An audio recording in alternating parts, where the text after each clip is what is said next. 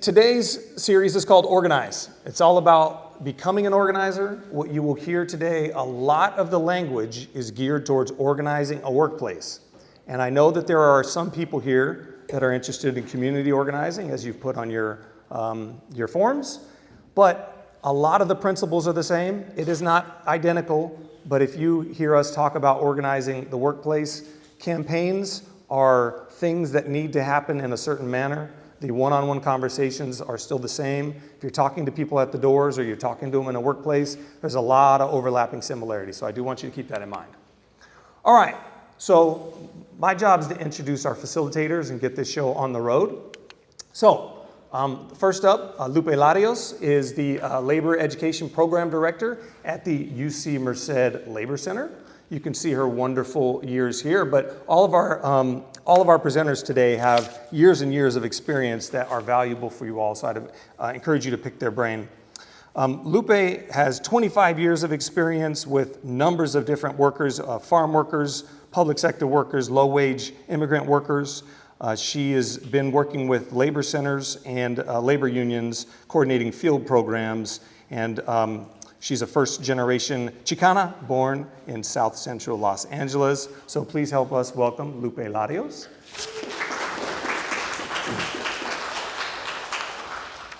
Guadalupe Palma is currently an organizational development consultant and facilitator, but she was the Los Angeles director for the Fast Food Fight for 15 campaign and the former director for the Warehouse Workers United National Campaign. She's also worked for the National AFL-CIO, and she's also based in Los Angeles, and a bunch more really amazing stuff that I'll let you all read here. So please give it up for Guadalupe Palma. And Veronica Alvarado is the Deputy Director for the Warehouse Workers Center in the Inland Empire.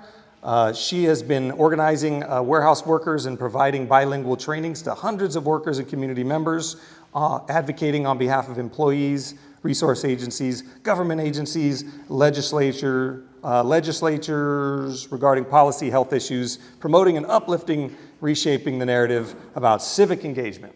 So please give it up for Veronica Alvarado.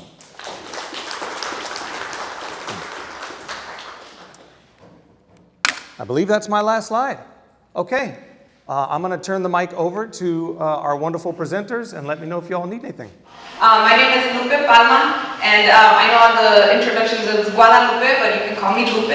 And you can call me Lupe La, because, I'm sorry, Lupe Pa, I'm already getting confused, because we're both Lupes and we work a lot together, so she's Lupe Larios, so Lupe La, and I'm Lupe Palma, and so Lupe Pa. Anyway, just because I know folks confuse us. But it's great to be here with all of you today, and I'm just going to do a quick review of our objectives for the day.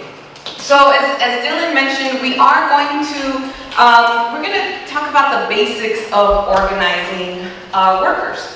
Right, but as Dylan mentioned, it's the same types of skills, the same conversations that you use when you organize any group of people, whether it be students, whether it be community members, church members, right? Any group of people, it's the same basic foundational kind of learnings and teachings and model that you can use in any type of environment. So again, we're going to talk about how to methods to organize and activate workers, again, and or community members or other groups of people. We're going to really delve into one-on-one conversations. So there's a lot of groups that do big mobilizations, but the whole point of today's training and workshop is that the one-on-one conversations is the fundamental tool for an organizer, right? That's the way that we move people to take action, is one-on-one. So we're going to delve in and practice some of the skills of one-on-one conversations. We're going to talk a little bit about worksite structure. So that would be specific to the worksite, but once again, the fundamentals and you know, everything that you'll learn about how to create a structure or a network can be used in the community setting, student setting, right? And it's all about like leadership and having a way of structuring your union, because that's what a union is, right? Whether it's community or in a work site, it's about how you structure yourselves. We want to make sure that this is a safe space for everyone to fully participate. These trainings, and Lupe, my tocaya Lupe and Vero, and myself, we've been doing these trainings for a couple of years now, and we are like, these trainings are fully participatory. So you might feel a little bit uncomfortable, right? We are going to do role plays as well, right, to really put these skills into practice. Because this is really the way that we learn how to organize, right? It's by actually practicing and getting feedback to continue improving on these skills. And so with that, we want to make sure that this is a safe space for everyone that is here, that you can fully participate, right? And we want to make sure that there's enough room for everyone to participate, right? So we want, you know, you to comment and give your opinion and answer, you know, and participate, but we also want to allow enough space for everyone to do that as well. So we don't want just a few people to dominate, and we want to make sure that there's respect, right? Everyone is coming here from different points of view, and it's okay to disagree, but as long as there's respect, right? Like that's basic. And be present. Right, and which I love, right, I see everyone fully participating, right? If you need to take a phone call, perfectly fine and understandable if you can just step outside of the room. But again, we want to make sure that this is a space that is fully participatory. So are there any other ground rules that you all would like to suggest, or agreements that you would like to suggest that are missing? Is everyone okay with this? And just a thumbs up with... Okay, wonderful. Great. Well, then we are ready to get moving. And we're going to start the conversation about organizing today by talking about power. And I'll pass it over to my tocaya, which in Spanish is my namesake. No, yes. Oh, I'm sorry. It isn't. It's Vero. Not Lupe's not like, I'm not prepared for that. Vero is going to take us through this conversation about power. And again, it's going to be very participatory. We are going to do an exercise that's going to call for us to also go outside. So, Vero. Hi, guys. I don't think I need this. I'm pretty loud. But my name is Veronica. You guys saw a little bit about me. One thing you guys don't know is that Lupe was my first boss. So she was the organizing director when she was training me. So I hate mics. So for this conversation, we're really gonna engage the popular education praxis. Have you guys ever heard of popular education before, and what that means and why we use it and how we teach it? So the idea behind popular education is that we're all teachers and we're all students at the same time. And many times, we have the answers inside of us, right? Many times we know what we want to get at, but we maybe haven't experienced the question in the right way that gives us the answer. So when we're practicing through the practice of this idea, we're going to try things on and we're going to, you know, put things to the side when we're like, is that really serving me right now? Or how is it showing up for me right now? How is it impacting me right now? And so for this next activity, we're going to try it on with some questions. We're going to engage in an activity that maps where we have been in our lives. We're going to go outside to the lawn. We're going to get in a straight line. And then I'm going to ask some questions that are going to call us to either step forward if we've been beneficiaries of some type of privilege, or step backwards if we've actually been placed in a disadvantage because some of the questions that I'm asking. Some of these might lead us to feel a little uncomfortable, and that's okay. The idea is we want to be able to visually see what is happening around us. And where does the power to decide on where we've been come from? Who's decided on our lives? Because something has decided on our lives. People specifically have decided on our lives. Okay, so we just spoke outside that there are people that have been strategically dividing us. If they are strategically dividing us and that is their weapon, then what will our weapon be?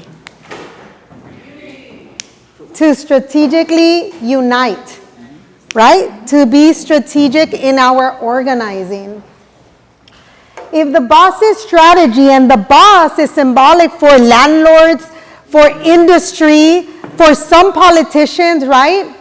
I don't have many politician friends because I'm like, we need to be able to hold people accountable. And sometimes people can mix friendships, right, with these bigger relationships. And so I'm just like, let's not be friends because I'm going to hold you accountable. If they, the collective they, the landlords, the CEOs, the Jeff Bezos, the Palantirs of the world, right? ICE agents, right? If they are strategically trying to divide us, then we must be focused in our strategic organizing. And organizing is just another way of saying we're going to be intentional about building bridges. Organizing is just a way that we build bridges. Now, the truth is, we're not going to organize everyone. And we need to be okay with that from the onset. Because we can sometimes hit our head so many times and we'll get lost trying to organize the people that are just not going to see how and why it's important for us to come together. The question we want to ask ourselves is, did we give a person an honest attempt? Did we do the 5 whys? Did we really try to build and build deep? That's going to be a key question for us to assess.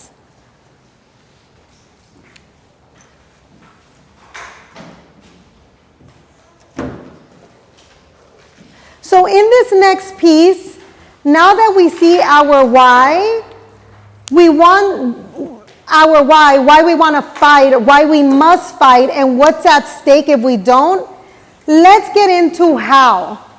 Let's start learning one of the first practical skills for building our power, which is the structure of the one-on-one conversation, okay?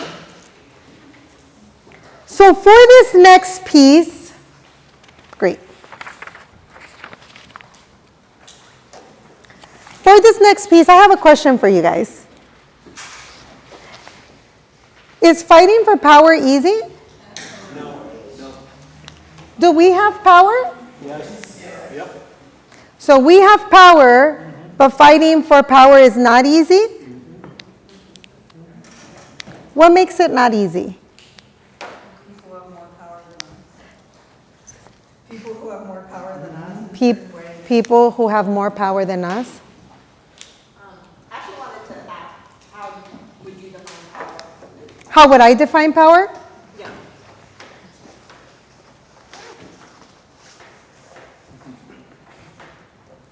Nina Simone said, the absence of fear is liberation, something like that. Did you guys ever see that famous quote? So power is, for me, would mean I could be free. Like I could actually be free. That I did not have to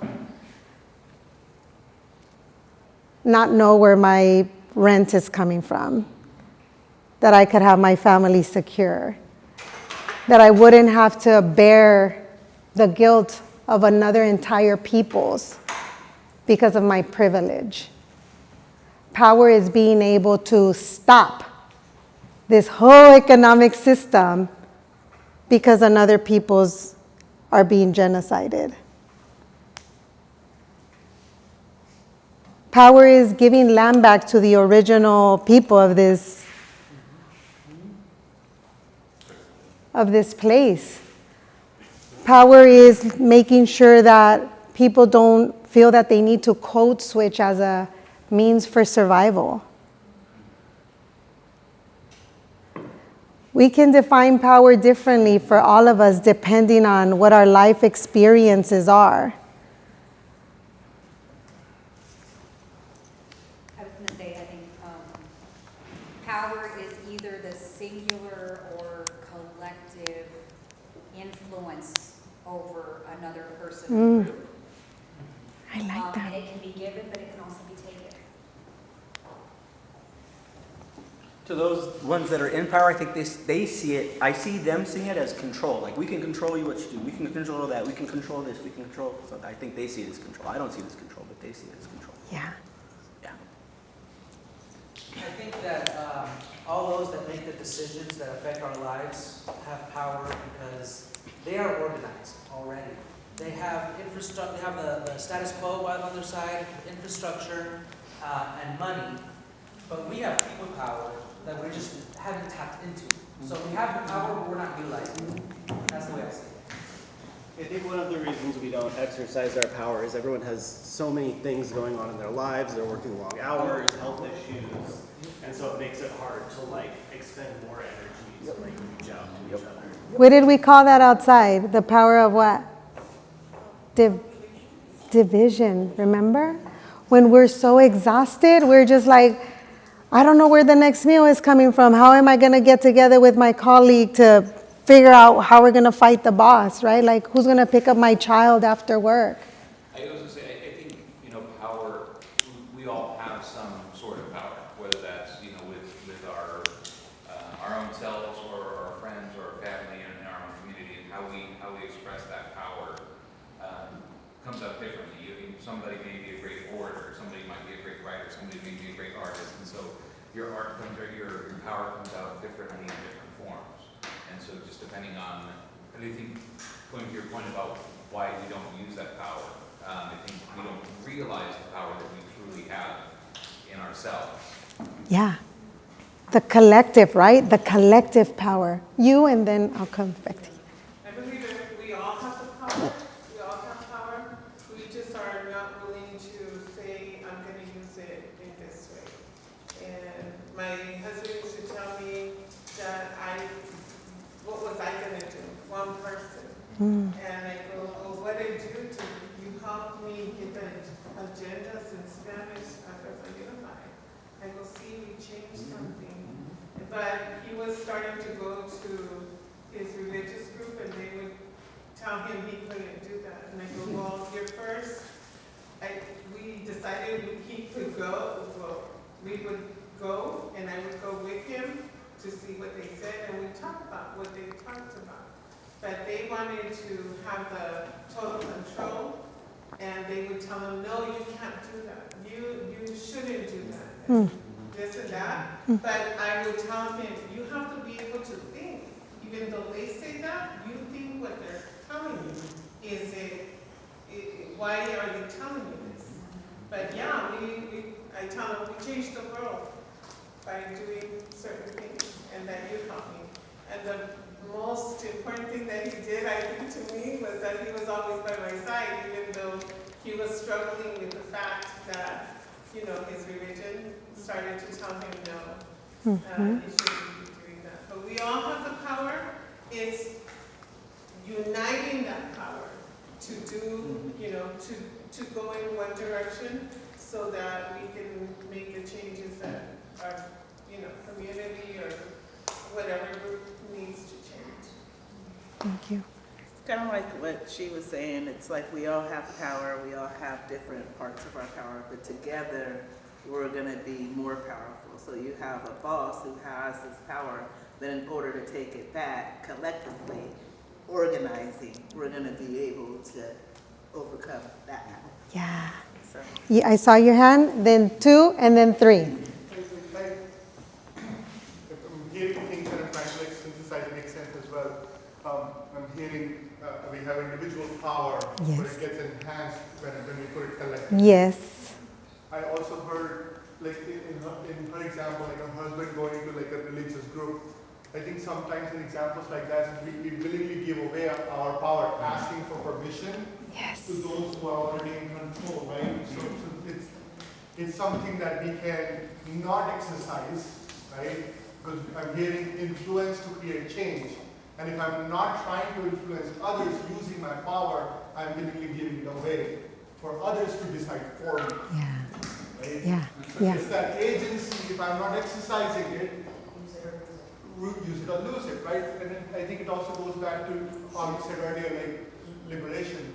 I think liberation also would come down to the feeling in the end, right? I could have all the material things but not feel free, right? And there are people in the world, right? I think of like yogis in India, not giving a shit about anything that they have or don't have, but feel free, right? So it doesn't have to do with the material wealth, and we keep tying our liberation with the capitalistic ways of looking at the world. And that's also I'm getting here, that we are also intertwined in that system, and we keep thinking that that's the way to liberation as well. I don't think that's really the case. Not all the time, right? But if access to material wealth means I can have access to health services or benefits, there's a direct connection, right? There's a reason why infant mortality rate for some populations for Black women is higher, right? And so we can say all day, like, I want to feel free, right? But freedom is what? Freedom is what if you don't have access to the basic needs? So I'm not up here, I don't care about capitalism, right? But like, there is some connections because we need things. We need things to survive. We need food. I could feel free every day, but if I can't take food home to my children, what is that feeling of freedom? Right? There has to be like and we're not set up in this system as we are now to have that equal exchange. Those systems don't exist yet. And we are organizing to trying to balance that out to say, how can I gain power to say this is what we need as workers, as tenants, as residents of this earth in exchange for living here? That doesn't mean I don't owe something back to this land at all. That is not what I am getting at. We have a responsibility to this earth shit, okay? So, but I'm going to move us along because the important for this next step is for us to think about the types of activities we've engaged in to gain some of that power. What are the types of activities that you guys have engaged in to gain power in your communities? Can someone? Canvassing, easily. Canvassing. Yep. Talking with people. Oh, you do it. I don't know. Protests. Like theater. Mm-hmm. Yeah. Teatros populares, right? Street theaters, right? Which is a type of education and a type of exposure. It was like given an opportunity to do a show, and it was like a clear space, so like a place to feel safe and organized, I guess. Yeah. Sorry. What? Why are you sorry? Sorry, rejected. What else? Direct actions. Direct actions. Ooh, those are my favorite. Marching. Organizing people to make phone calls. Organizing people to make phone calls. Making a lot of public comment at City Hall meetings. Participating in the system, right, to make comments.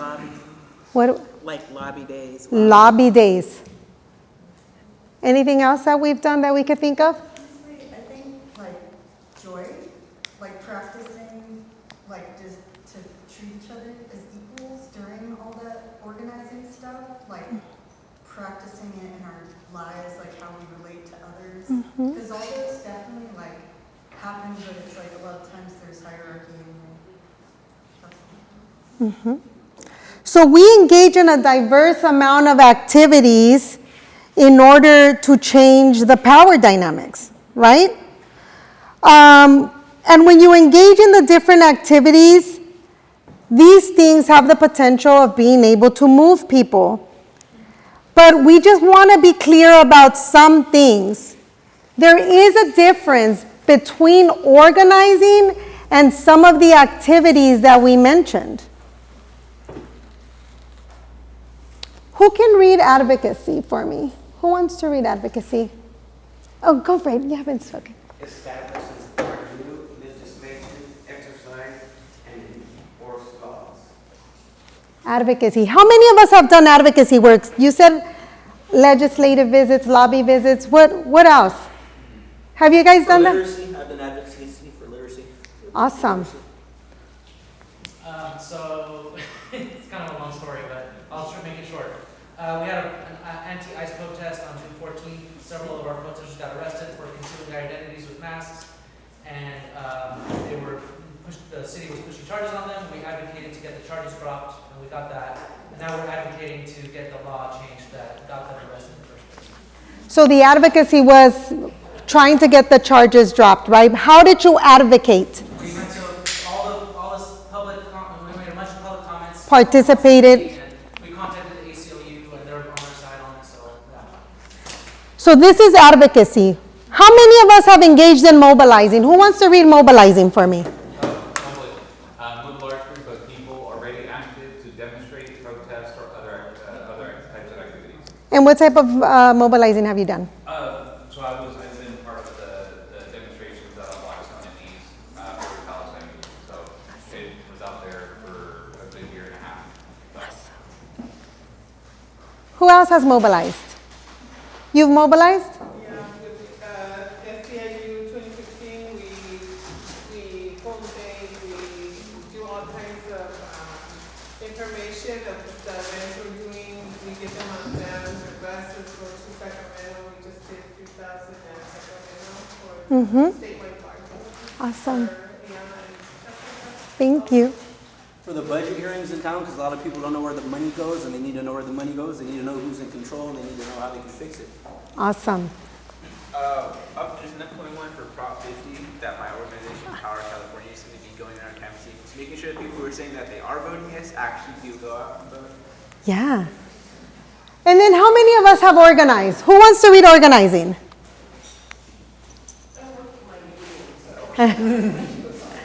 You want to read? Puts the power in the hands of workers as the central and critical focus for the movement's success. Who's organized? What have you done? Organize internal and external, people together, Baltimore Gas and Electric workers, worked on Prop A, like the right to work, no on question 3, the deregulation of electricity in Nevada, so different organizing drives. Organized for blocking the homeless encampments. Like remember like the grain silo encampment, all the encampments that were torn down. Organized action had people blocking to try to get them not to tear down the homeless encampments. Is advocacy in and of itself organizing? How many people say yes? If we've only engaged in advocacy, are we organizing?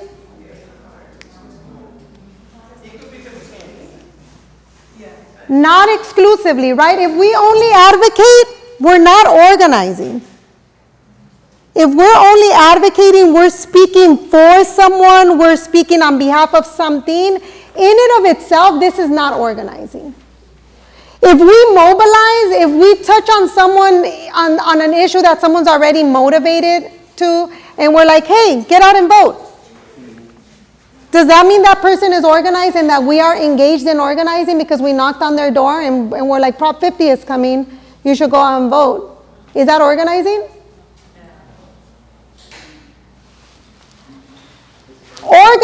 I'm sorry? Oh, I thought did you want, yeah. But organizing can include all of them. The difference is that when we organize, we actually put the power back in the people's hands to take agency over their lives. And they can choose the vehicle, right, over which to use in which instances.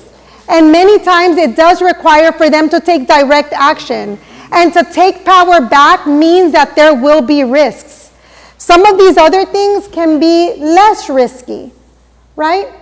Because we're participating in the systems many times within the barriers the guardrails that have been put up. Come between 9 and 10 for the city council hearing, put your name on the little paper, and then you speak up, right? There's all these guardrails of like, okay, this is what we're doing. And they always do it when they know everybody's working or everybody's busy, so nobody can show up and do anything about it, too. Yeah. Thinking of those three words, I was thinking of those three categories. I thought of three words. For advocacy, it's speaking, mobilizing is doing, and then organizing is inspiring others, or inspiring.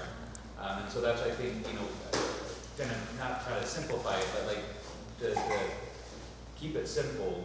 That's how I saw it. Because organizing is more than just speaking up, more than just doing it. It's inspiring others around you for a greater cause, whatever that cause may be.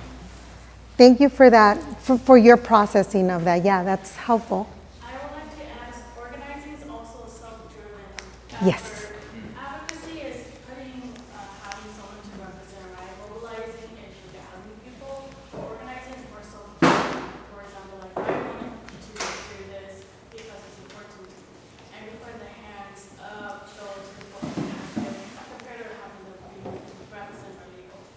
Remember, advocacy can be part of your organizing campaign. I've had workers that have passed bills to make their conditions better. The outdoor heat rule used to actually only protect outdoor farm workers and workers inside of warehouses. That didn't exist. But my warehouses used to always be impacted. So they were like, we need rules that we can uphold. Did they only do advocacy? Nope, inside of their warehouse, they were like, we demand a heat break and we're gonna take collective action because we're gonna do this. And we're gonna advocate for ourselves in the legislature so that we can codify this demand, make it into a law so that now all the workers can have indoor heat protections. See how it works? So some of these things do require people to also speak for themselves. But once we are organizing, is it time? 5 minutes. But once we are organizing, we are actually helping put the power back, and we don't give power. Let's not kid ourselves. We cannot give someone power. Like when people are like, let's empower someone, we make the space to have them see where their power is. What do they need for them to feel fully empowered? What do they need to work through? In Spanish, to superar, to overcome the barriers. And we're creating bridges, right? Is it fear of speaking to another person? Where is the fear coming from? How do we support them in developing the skills so that they can speak to someone else, right? So in and of itself, it's really important that we don't confuse these, right? Because then we could be like, oh, we're organizing, but we're really only advocating, right? So in and of themselves, mobilizing and advocacy are not necessarily organizing, but organizing can include the three. Question. Yes. Does it make sense that, so advocacy and mobilizing seem to be more short-term or depending on the task at hand, and organizing seems like some more long-term goals because you're trying to keep the workers to be then able to do the advocacy and mobilizing themselves in the future. Is that safe to say? Believe it or not, some advocacy stuff can be hella long. How long did it take people to pass the AB 60 licenses? Those kids were organized. Those people were organized, right? How long has it taken to pass Health for All? Those people have been organizing for over 10 years. You know how long it took us to pass the indoor heat rule? 10 years. Lupe actually, that was one of Lupe's campaigns, right? So I see what you mean. They're not always short term. They are a strategy for getting wins, right? But the main difference I want you guys to think about is who is moving what. Is it in the power of workers or is it outside of the power of workers? That for me is like the main difference. Is mobilizing a demonstration for outside, or is it going to help us get like material conditions? Sometimes it does. Sometimes it does. Right? Sometimes we shut down a facility that hasn't been wanting to listen to its workers. We impact their bottom line, and then the company is like, here's your damn water that you've been screwing, the company for. And it's not screwing, right? It's things that workers should have, right? Access to water, basic needs, right? So it's about where the power lies. Were you going to add something? I had an employer that didn't pay me enough, and so I had to get help with that. And Yeah. They're way underpaid. So sometimes it's that too. Yeah. Did that help clarify? Yeah, you kind of said that like, for it to be a long-term thing, there has to be organization. Yes. Yes. So what have we learned? We learned that taking power back is risky. Power is defined differently, but I really loved what you said, right? Power comes when I don't have to ask someone for something. I can make those conditions real myself, right? I don't have to ask for permission, like you said, permission from the church, permission from the boss, permission from the landlord. I could be like, this is what I'm choosing for myself, right? We learn that when we feel deeply, it's a catapult to get us into motion, right? We learned that we have to ask our 5 whys or more to understand what stops our folks from being able to move. And we have to remind ourselves not to other ourselves and police ourselves first. Because if we're permitting the policing in our heads, we're permitting the policing in others, right? If we're practicing policing in our heads about ourselves, we're probably practicing it for others. And then we're able to see past them. And when someone can't see us, there's probably something else going on. So how do we build bridges? How do we build bridges to be able to engage with someone more deeply? To bring them to the table? We have to learn to meet with them where they're at. Yeah. How are you guys? I feel like calling, people say like call out versus call in a sense. Like you try to find a vision, that's like one of the worst ways to do it. Trying to find a way to help you. One more time, a little bit louder. Yeah, calling in versus calling out. Like what you're trying to find the similarities versus just saying, oh, I don't like you because you believe in X, Y, and Z. Kind of call in like quote unquote workers or quote kind of right feelings. Which is like asking why. Yeah. And I will say one thing about call in, call out. There are going to be moments where we're going to have to call out people, right? There are going to be moments in our realities where we're just going to be like, no, you cannot, like, you can't be fucking racist. You can't be a fucking homophobic person. Like, no, I'm not going to accept that, right? And so, like, this is really problematic. And again, some things are going to be risky, right? We all decide when we are able to speak up and when we feel like, oh, I can't speak up, right? How are folks feeling? And I think one of the things is also, we're not all there at the same time. So sometimes we're spreading seeds, but we can't wait forever for them to bloom. So, but yeah, we're not always at the same place, but in our conversations, we're trying to get them there. Ooh, we're going to get there next, because the next part is the one-on-one conversation and how do you help a seed bloom quicker, right? And we're going to talk about agitation and the power of agitation, right? And agitation is like a super fertilizer. A healthy, non-toxic super fertilizer. And I think I'll pass it up over to our break. How long do we have? 10-minute break. I really appreciated the conversation earlier, the Vero led, hearing how you view power, your personal definition of power, again, at a personal level, at a global level, what it means, in your community, in your schools, for you personally. I'll just say that I have a labor background. I'm very nuts and bolts about power. For me, I define power as getting somebody to do something that they don't want to do. That's it. I mean, that's what power is. That's how I define it. So what we've been talking about how, Vero said, we don't empower people. People have to own. They have to step up into their power. They have to own their power. And that's how we organize people. And how do we organize people? By talking to them. By connecting with them. By connecting with them. One worker or one person at a time. Exactly. One person at a time. One conversation at a time. That's how we connect with workers. And personally, I'm an introvert. So I love sharing the structured, organized conversation. I tell people, I'm not a natural, but I can follow a formula. I'm not a great cook, but I can follow a recipe. I can follow directions. So, and this is what the structured organizing conversation is. It's something that has been developed over years.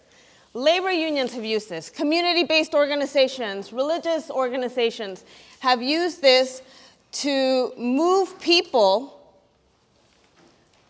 to unleash the power of people. So collectively, together, they can move, whether it's the boss, whether it's a school district, they can move those in power to do something that they don't want to do. Because the people in power, how do we get power? We have to take it. We have to take it, yes. You realize taking it, but realizing it's too. You find your power, you step into your power, and then you connect with other people. And you work, and you act collectively, you work together. Because it's the power of people fighting against, it's organized people against organized money. There's never gonna, what are the resources that we have as organizations? What's the resource that we have? People. We're never gonna have enough money. We're never gonna have enough time, but what we have is people. So this is the nitty-gritty. We gotta talk to every person, every worker. So we're going to review the organizing conversation. You have it in your packets, a handout. Oh, I lost it. Sorry. Thank you. So you have a handout. I think it's right after the agenda. It's 2 pages.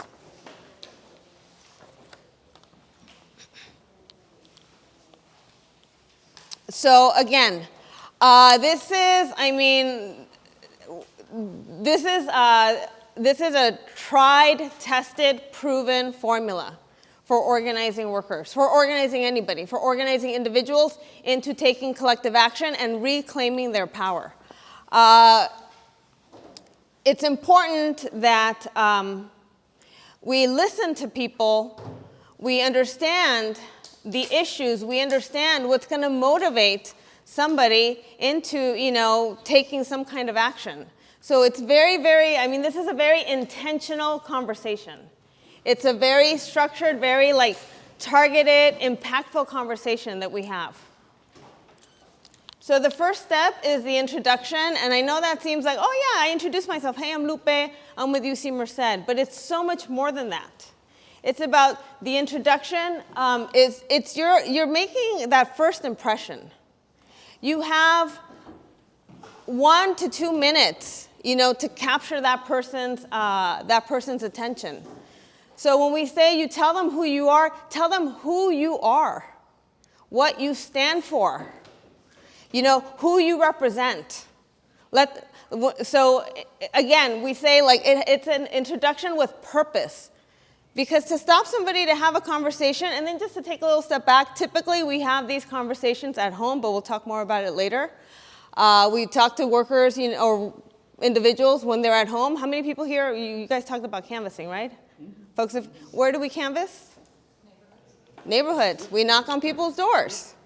My dad thinks I have the strangest job in the world. He's like, Lupe, you just go up to strangers' doors? You just knock on people's doors and you talk to people?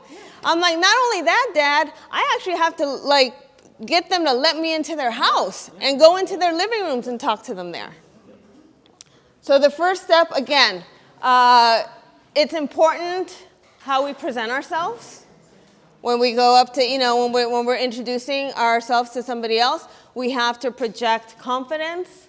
We have to believe what we're doing. We have to also, some professionalism, like our posture. Don't chew gum. Don't, take a call while you're talking to somebody. We want to be present. All right. Is there a slide for every step? Oh, good. All right, the second step.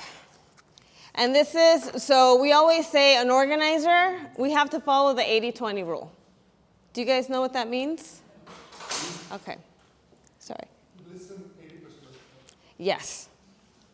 So, that introduction is like, that's like your 1 to 2 minutes where you capture their attention.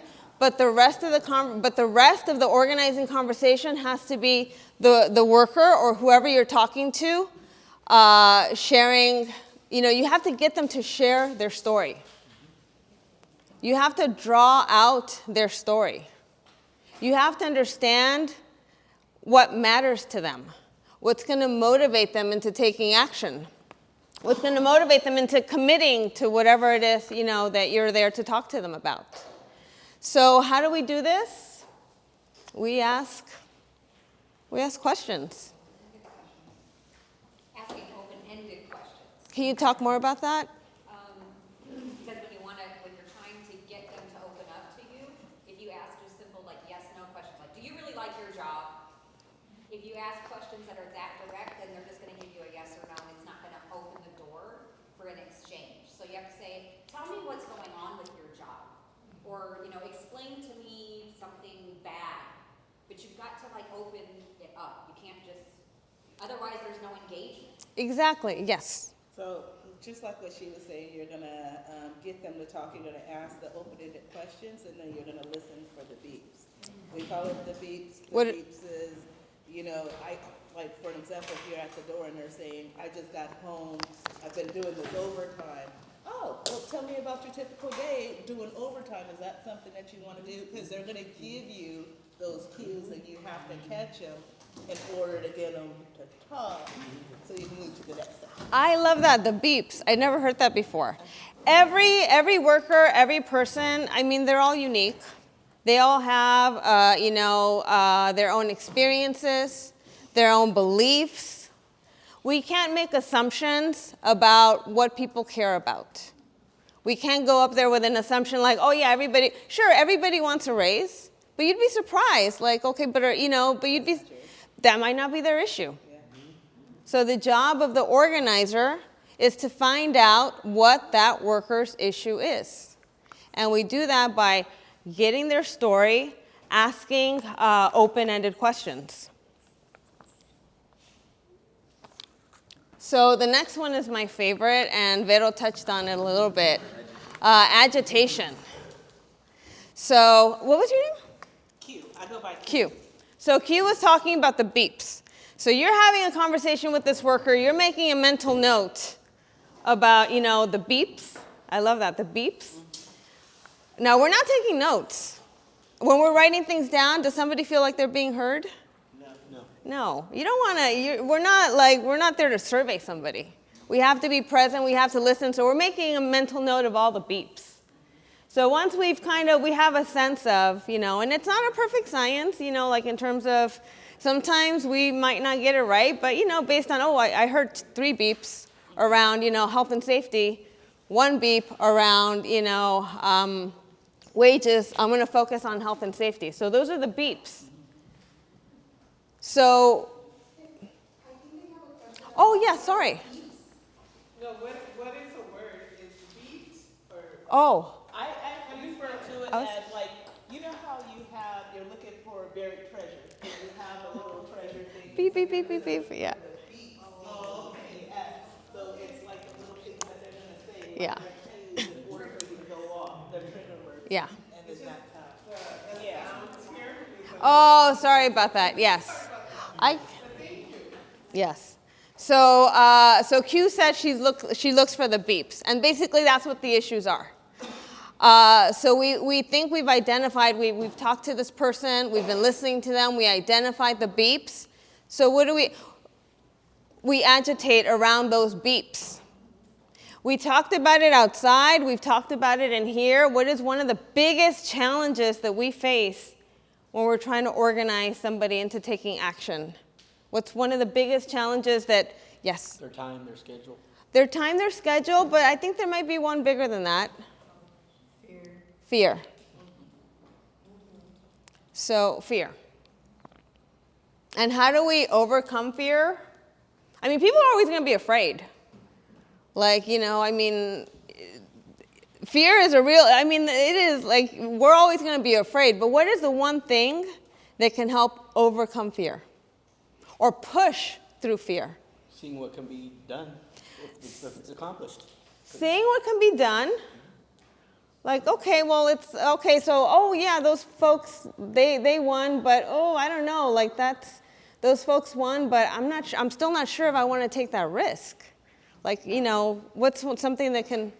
They can accompany them. Having, well, and we're talking about, like, collective, like, taking collective action, yes, but what is a feeling, an emotion that can help us? A feeling, yes, showing them some hope or potential that there is justice for them too. I'm all about hope. I believe in hope, yes. But before, you know, we get to the hope. But you're going to get them fired up about something. You got to get them agitated about something here. You got to get people angry. Because anger is a, yes, it's a motivator. Anger is powerful. It's enlightening. It can reveal the deepest self to a worker. And it has the capacity to help that person, that worker, unleash their power when they tap into that righteous anger. So now, and we will talk about hope, because anger by itself, man, anger burns a lot of fuel. It's like, oof, like it's exhausting to be this angry. Like, yeah, it's exhausting. So we will talk about, you know, some other things that are going to accompany anger. But anger is important. And how do we agitate workers around their beeps, their issues? We talked about it before when we're identifying the issues. We're asking questions to find out what the issues are. So I like to ask agitating questions. You know, I like to ask, for example, okay, well, you know, they change your schedule without notice. Is that okay with you? Yes. What if you have certain people that don't allow themselves to feel the anger, and you can never get that group of people to a point of being angry? I don't think that no, I think everybody has a point. I think every worker has a breaking point. And I've organized workers, I've organized farm workers, H2A workers, people that are just, you know, they're just afraid to, if they take an action, they get sent back to Mexico, they don't come back to the US. These workers, I mean, any worker, they're risking it all, right? But everybody, I do believe that every worker has a breaking point. And it's different for everybody. So I don't know if you've experienced this, but it's hard to tap into it. Well, I work with nurses, and nurses, it is part of their culture and their profession. Because they're caregivers? We don't get mad, and we're not allowed to be angry. Mm-hmm. But I think I'm thinking more of projecting anger rather than a feeling. We don't act angry, Oh yeah, but it's boiling inside. Yeah, maybe at work they don't act angry. And again, that's why we have a lot of these. We find a safe place to have this conversation, so that workers are able to be honest. We're not going to have. Maybe we wouldn't talk to a nurse in the break room at the hospital, because that's not a safe. I mean, that's not a place where a nurse can be open and honest about the issues that make her or him angry, or them angry. I worked with mental health, and I learned about triggers. I think everybody's got a trigger. Everybody's That'll set, you get their trigger, that's going to set them off. So. Got it, yes. So again, we ask agitating questions, like, is that okay with you? Like, why do you, agitating questions. And then the other one I like, polarizing questions. I hear about, the country is polarized. Oh, we're so polarized. We need to come together. Okay. Seriously? The definition of polarizing is to divide two distinct beliefs, ideas, groups. And quite frankly, there's two sides, folks. It's that simple.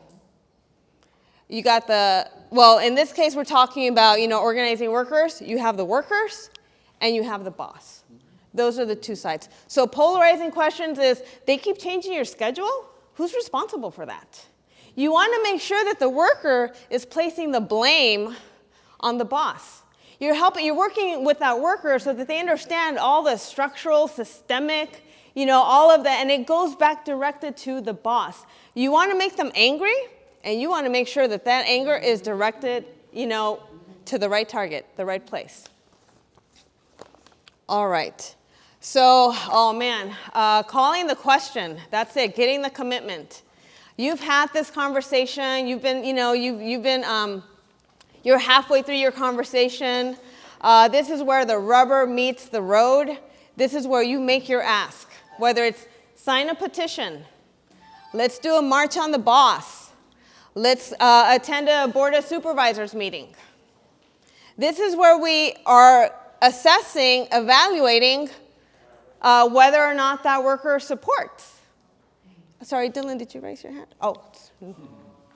This is where you are evaluating, where you are assessing, because that worker is either they're with you or not. And when I say not, it might mean not yet.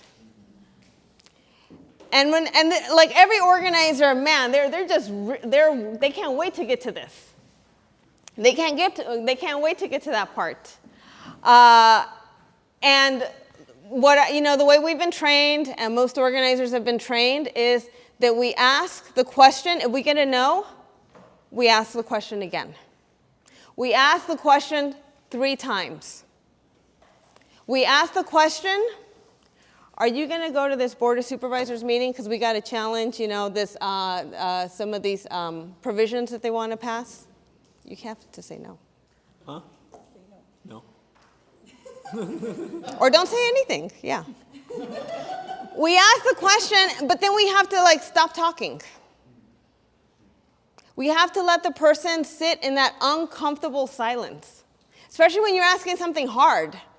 We want to fill the space with more conversation. It's awkward when it's quiet. We want to but we want to keep talking. No, don't let the person off the hook. Just, ask your question and then just stare at them. Until they say something. Until they say something. And if they say no, you remind them of what their issue is. Wait a minute, but you said that this was important to you because X, Y, and Z. So you have to remind them of their issue. And again, revisit it 3 times. After your 3rd no, then you can move on. Not yet. They're not ready yet. You revisit that worker. But this is how you evaluate how much support you have. And then, let's just say you get your commitment. Somebody says yes. You're excited. Yay, they said yes. This is the hard part. And this is a step 6. And this is the part that a lot of people, sometimes you want to skip. So inoculation. What do vaccines do? I don't want to have a whole argument about vaccines, but what's the... Yeah. Well, how? How do they protect us? Preventing, by putting a layer of protection between you and virus. Yes. By introducing the virus. By introducing the virus into and then our bodies are able to fight off. You know, our immune system gets stronger and we're able to fight, you know, the virus. It's the same thing, especially when you're organizing in a workplace, that you have to let a worker know, you know, what the boss could do. You have to have that conversation with them about, you know, like, we don't want to scare them, we don't want to deter them, but we have to be honest about what they're facing. What are some of the risks? You have to prepare that worker so that she, he, or they are making an informed decision. Because if they understand what the stakes are, if they understand the risks, then that commitment is a lot more solid. If you skip over the inoculation, you got a flimsy commitment. You didn't do your due diligence by letting the person know what is at stake, what are the risks that they're facing. And then the other thing, yes? I just also want to make sure it's like clarifying what's at stake now, but also what the result of inaction. Yes. Oh, yeah, you have to frame, especially if they say no, like when somebody, you know, my friend here, he just keeps saying no to me. No, no, no. Then I got to, like, I'm going to frame the options. Inaction versus action. You said this mattered to you. I go back to the issue. What do you want to, you know, what are you going to do? Make a decision. And this is where we ask close-ended questions. Sometimes you got to ask that close-ended question and just, you know, get a yes or no. Yes, Q. So for an example, if he would have said, yes, I'm going to attend the board of supervisors meeting, so you could say something like, what do you think your boss would do if you guys all showed up to the meeting together? Wearing it. You know what I mean? So when you're getting that picture, you're like, okay, just in case he does get mad and sees us there. And thank you, Q. Thank you so much for actually reinforcing something, because I'm not going to tell him, like, this is going to happen. I say, what do you think could happen? Because I want to know also what he thinks worst case scenario is.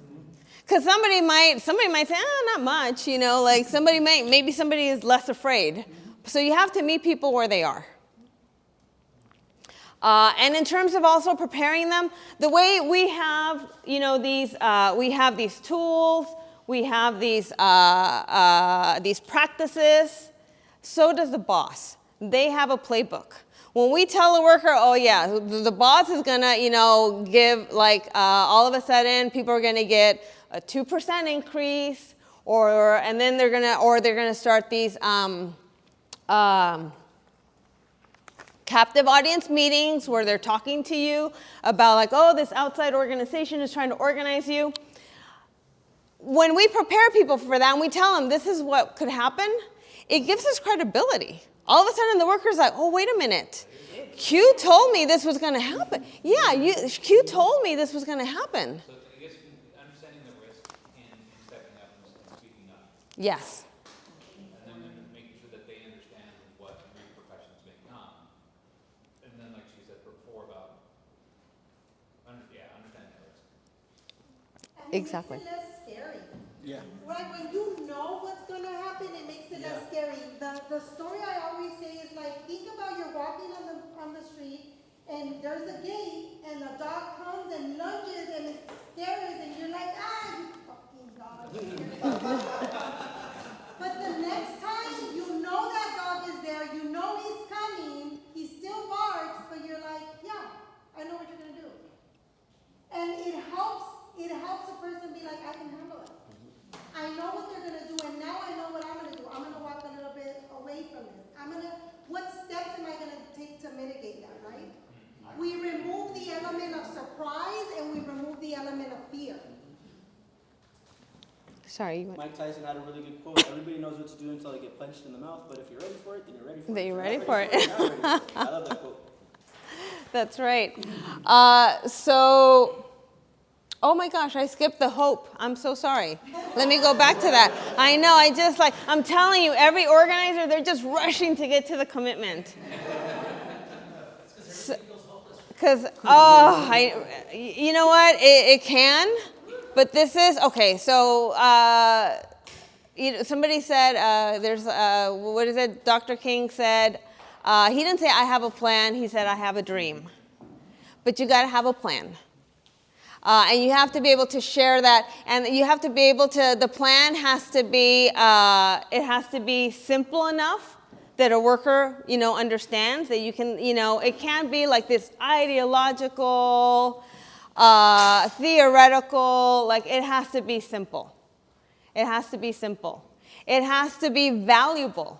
It has to actually impact, like have some direct impact that a worker can see.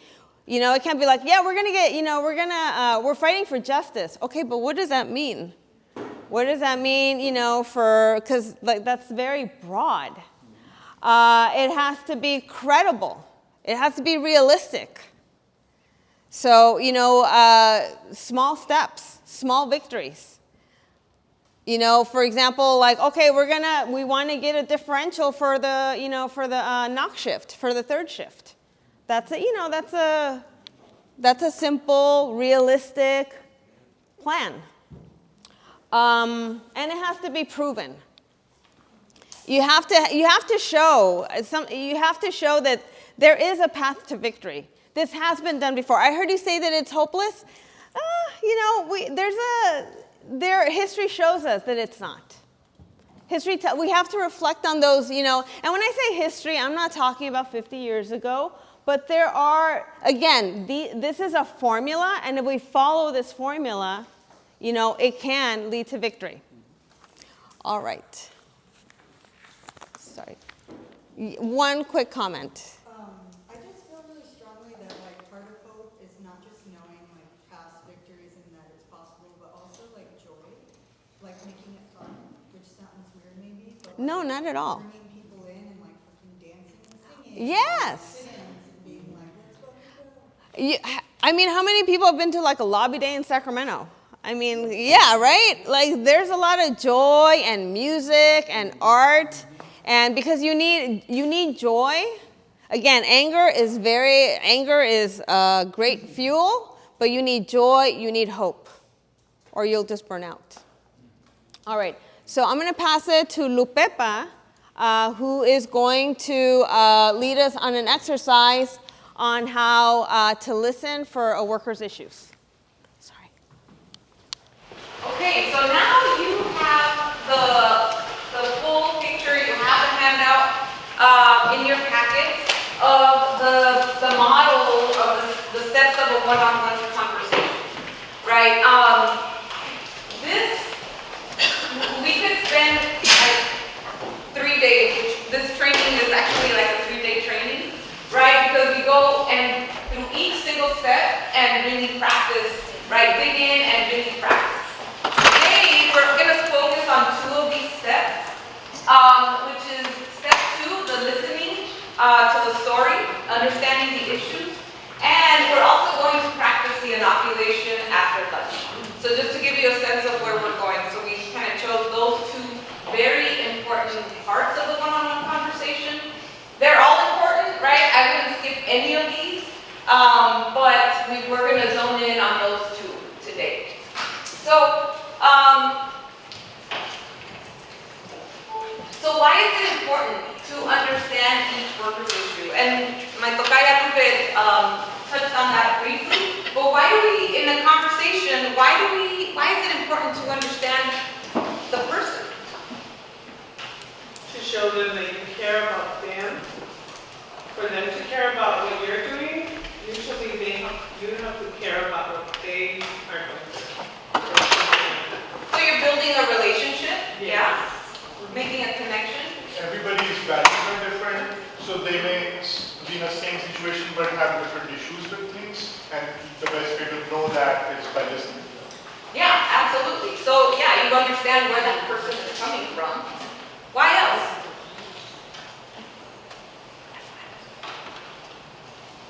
Yes. And tell me your name. Sorry, because I don't think My name is Amy. I think because you have to find the common threads, because we are so individual and different. So a good organizer will be able to like pick the common threads and weave them together so that even though you're all different, you have that one common goal. Great.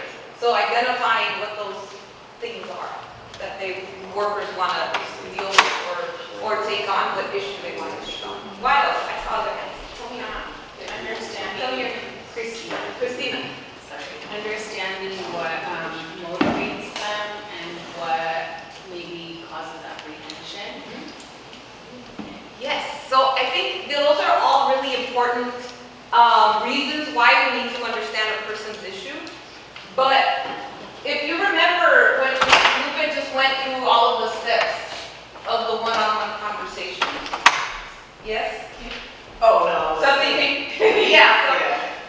All of these have to connect back to my issue. The reason why, the motivation, right? The reason why I want to, make a change at work, in my community, right? For anything, at school, right? It has to come back to what is that thing inside of me that I care about? Is it my kids? Is it my parents? Is it because I'm sick and tired of what I see on the streets because of the deportations, because of ICE, the police? What is it, right? You have to really dig deep into, like, what is that motivation? Because remember, when the boss hits back, right? The reason why we inoculate, we know there's going to be a response. The boss is going to hit us back in one way or another. They're going to cause fear, division, right? How do we bring people back into the movement? How do we bring people back into the organization? How do we do it? Remind them of the motivation. Remind them of that thing. Yes. We have to know what is the thing that they care about, what is the thing that they're fighting for to bring them back, because people are going to fall. We know that for sure, right? Like the dog that we already know is going to bark at us. We know, even before we start any type of campaign, we know we're going to get hit back from the boss or whoever is in power. So we have to know what the issue is with each person to bring them back, right? And because if we are centering, right, if we saw the definition of organizing, whatever movement you're working on, if it's centered around workers or whatever each person wants, right, then we have to understand what it is that they want to begin with, right? What do they want to fight for? What do they want to change at work, in community, or wherever else that might be? And I think either Lupe or my co-facilitator, I think it was Lupe, said earlier, we have to be open to listen to what each person wants and not come to them with my issue. Because my issue might be, I am so tired of the police. I am sick of the police brutality. But your issue could be something completely different, right? And so I'm not going to come and fully listen to you because I already have in my mind what's important to me, right? So I have to come completely open to listen and to really dig and to want to understand what the person is telling me. And to listen to, I love that also, the beats, and listen to those beats, right? Because oftentimes they're not going to tell us. They might give us little cute clues of what's going on, but they're not fully just going to be straight up, right? So listening, and all of you, there's certain tips in the handout of good tips to listen actively, right? Looking the person in the eye, and then a bunch of other tips. But what are some questions that we would ask? And someone over here started making had a really good list of questions to ask to get people to open up. What are some questions we can ask someone? Tell me about your typical day at work. Perfect. That's a great one. What else? Tell me about a typical day at work. What other questions? Yes? When I do one-on-ones, I ask, what are the pressures that you're facing? Yeah. What are the pressures? That's good. What else? What are some things you could change about your day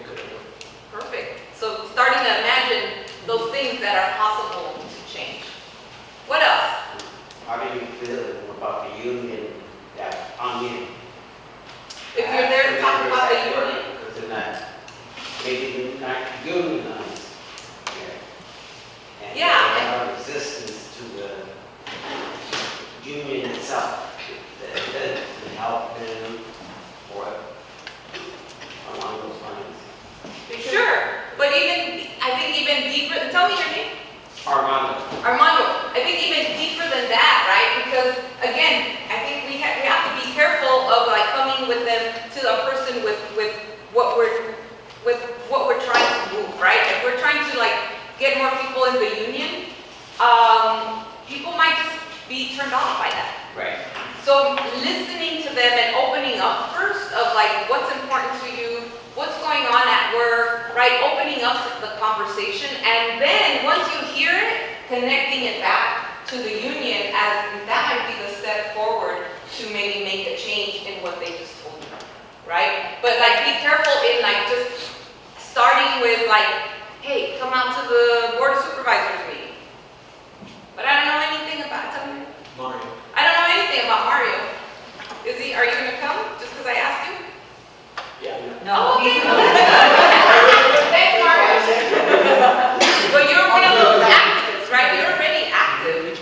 But maybe someone who's fearful, maybe undocumented, they might not want to come, right? So it's like, be careful in just like presenting a question right away without having a full conversation. So yeah, like an example really quick, we did a campaign at Freedom in Sacramento where it was workers were trying to get them to go to the union.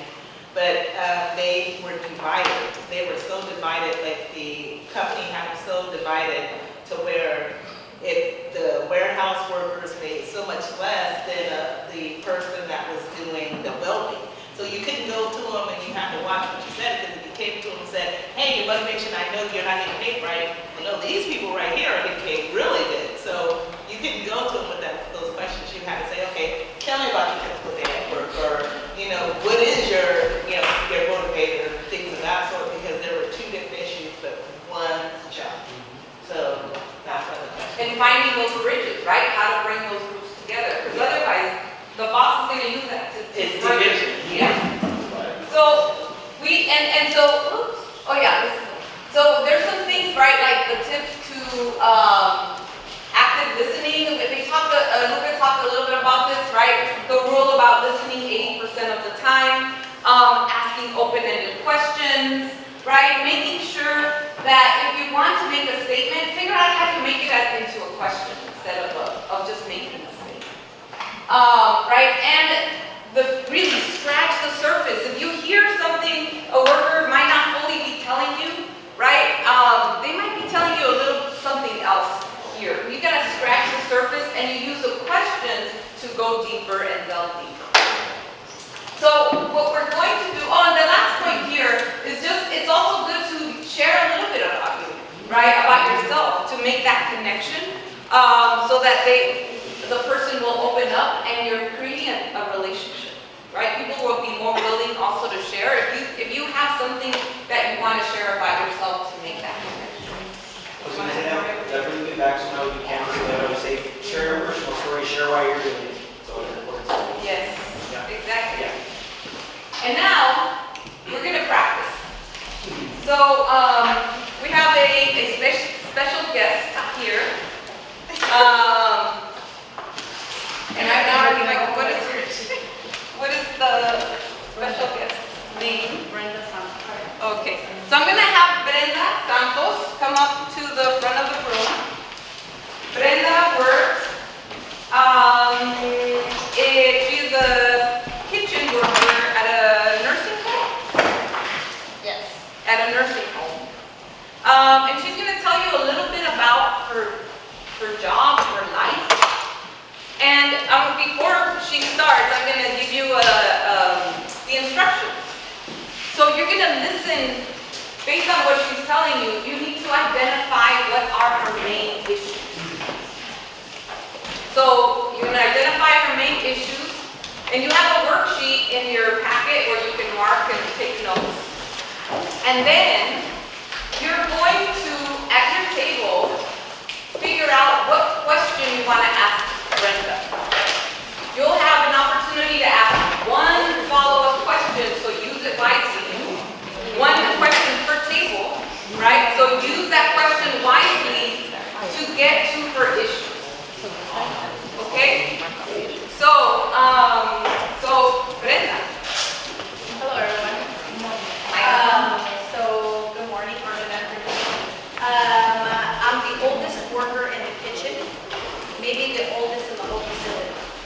I know I don't look old, but phones can be deceiving. Some of the young girls tell me, Miss Brenda, you're gonna leave your job in the kitchen just to be admitted as a resident in a nursing home. I'm just biding my time until retirement. I need to hold on long enough. Oh, sorry, they can't hear you. The mic. Oh.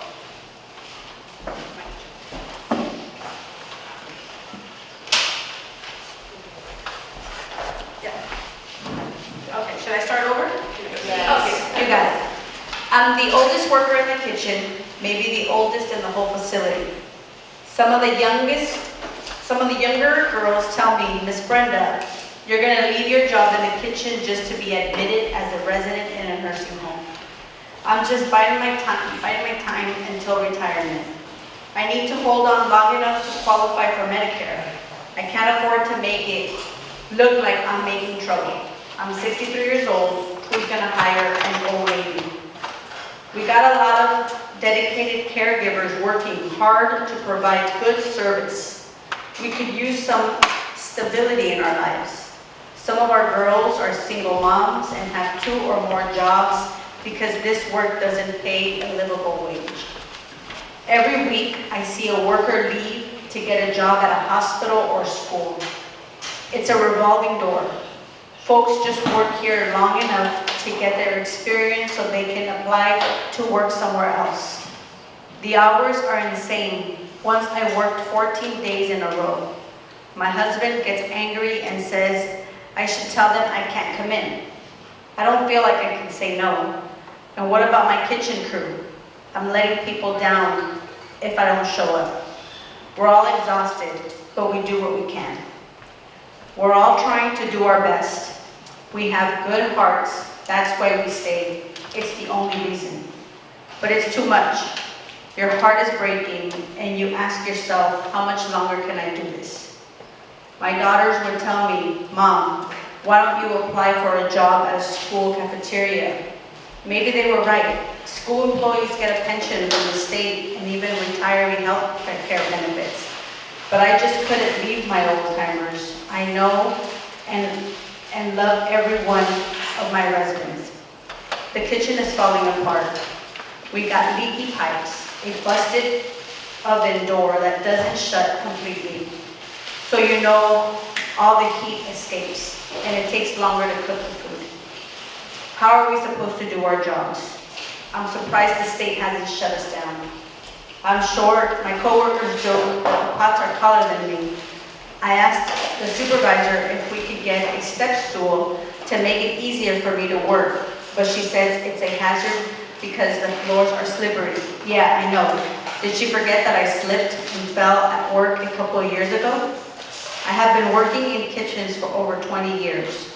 My wrist and shoulder pain is so bad I can barely sleep at night. I never cook at home. I would tell my husband and kids, sorry, but Mama has been cooking all day at work. Sometimes I feel like a bad mother and grandmother. I can't even hold my grandbabies. I'm so sore and tired. Okay, so you have just a couple minutes. Talk to the people at your table. If you want to join another table, at this table, please do. And you're going to talk about what you think are her main issues. Based on what you heard, what do you think are her main issues? Okay, we are going to talk to Brenda again. Figure out hopefully you figured out what your question is and who's going to ask the question. And again, it's to dig deeper and to help you identify what is going to move her, right? What are her issues? What's important for her? So who's ready? What table's ready to ask the question? All ready? Okay, right here. So we identified many issues.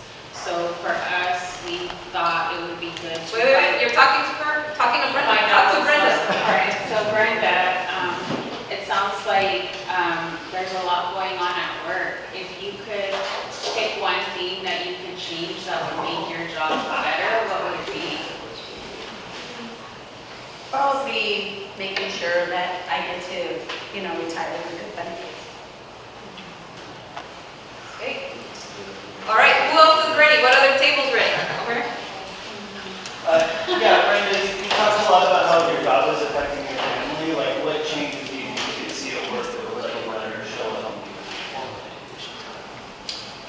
as I mentioned, it's like, working here, people are leaving, right? They get the training and then they leave. So I think that making it more of a lucrative job, right? That would allow people to stay, which would then give me the opportunity to be at home with my family. Okay, who else is ready with their question? Yes? What makes you angry about this? What makes you angry about your job? I don't know if I would say angry. I don't know, I just want to make sure that, like I said, I want to make sure that I retire. I want to be able to retire. I'm 63. I might not look 63, but I am 63.